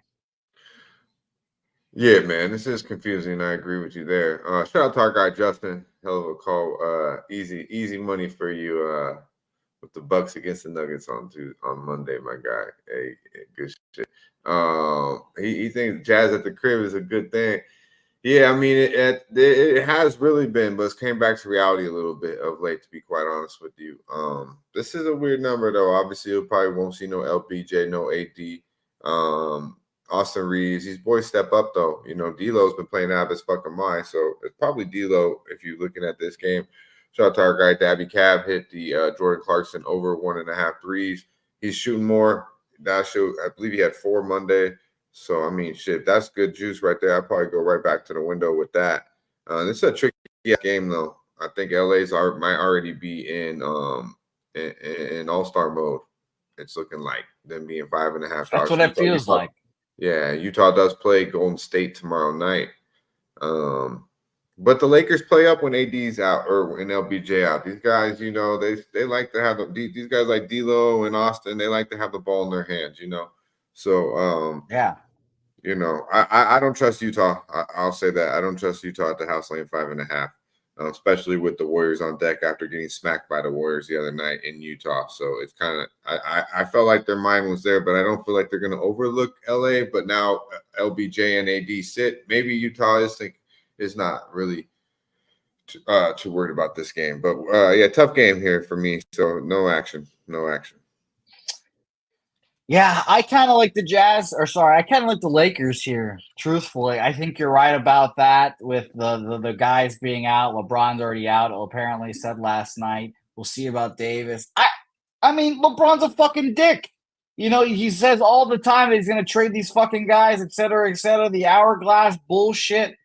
Of course, I would want to play without his ass either. He controls the ball, so I understand totally why the Lakers play better without him. So do I want to back this team? Not really. You know, I definitely agree that they can be in, you know, all-star game mode already. So nothing here for me. And let us move to our final game. And God damn it finally happened. Kawhi Leonard, strained adductor, out for some weeks. I mean, the Clippers, you mentioned earlier in the show, the Clippers look like the best team in basketball for about a month. You know?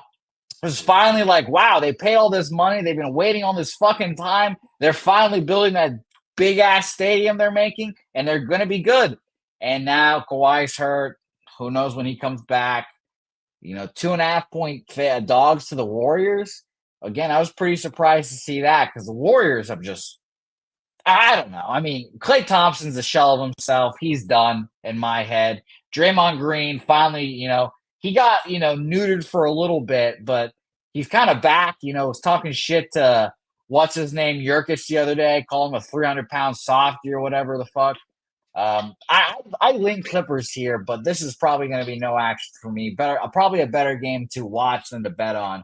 67% of the bets and 79% of the money on the Clippers here, and I agree with that. You know, I much rather be on that side. Very interestingly enough here. Let's check out what this game opened out at our friends at Bet Online. Funny enough, this game opened up, I'm assuming yesterday. Yeah, it was yesterday at 2 o'clock at Clippers -2. And then I assume the Kawhi news happens, and then it flips all the way to Warriors -2, 2.5 to 3. So what do you think here, Dutch? Yeah, man, I disagree a little bit here. I think the Warriors, they're going to come out and play. It's going to be Bay business officially here. The Warriors have been playing really good basketball since they had it. And we talked about it, you know. I said it, man. And it's unfortunate what happened with the coach and all that with the Warriors. And rest in peace to him and you know, prayers to his family. But it was exactly what the Warriors needed, man. They already had an all-star break. Watch out for this motherfucking team right now and in the second half. Believe it.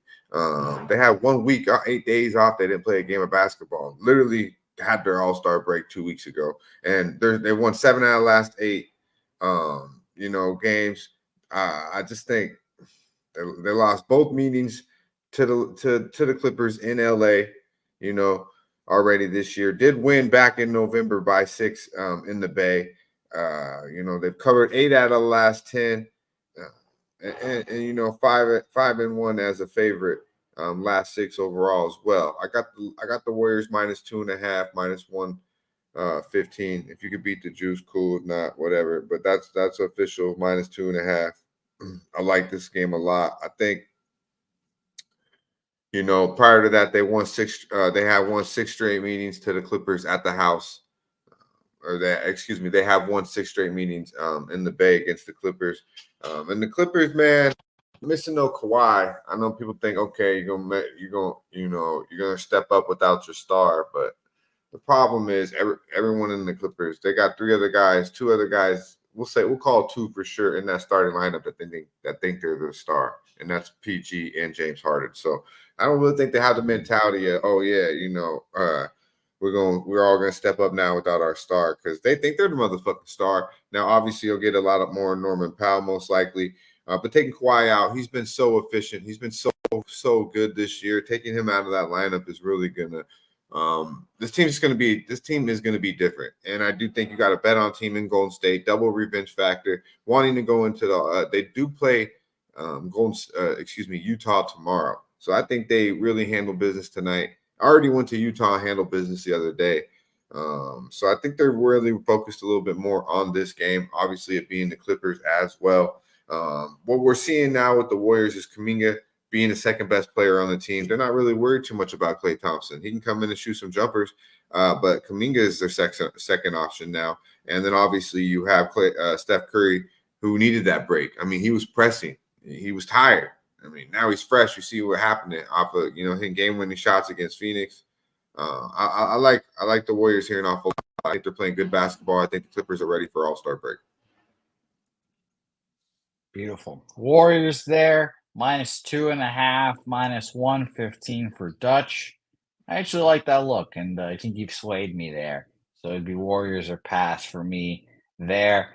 Dutchy, it's nice talking with you as always. We broke down this lovely 13 NBA game card. Let's go over your looks here. Only 3 of them. 76ers -3.5, -115. Cleveland Cavaliers first half -4.5, -110. Excuse me. Warriors -2.5, -115. There. I got the Nuggets -5 too, but whatever the best number you can get. So it's 4 official. Nuggets. I added the Sixers -5. Beautiful. All right, there we go. Nuggets -5. By the way, I can get you that at -115 again. All right, beautiful work there, Dutch. You've got Medicaid Mondays, and tonight a Valentine's Day edition of All About This. Yeah, man. Wine and dine your girlfriends tonight early. Show a little love. Bring your motherfucking girlfriends, goddamn. It's a good goddamn time.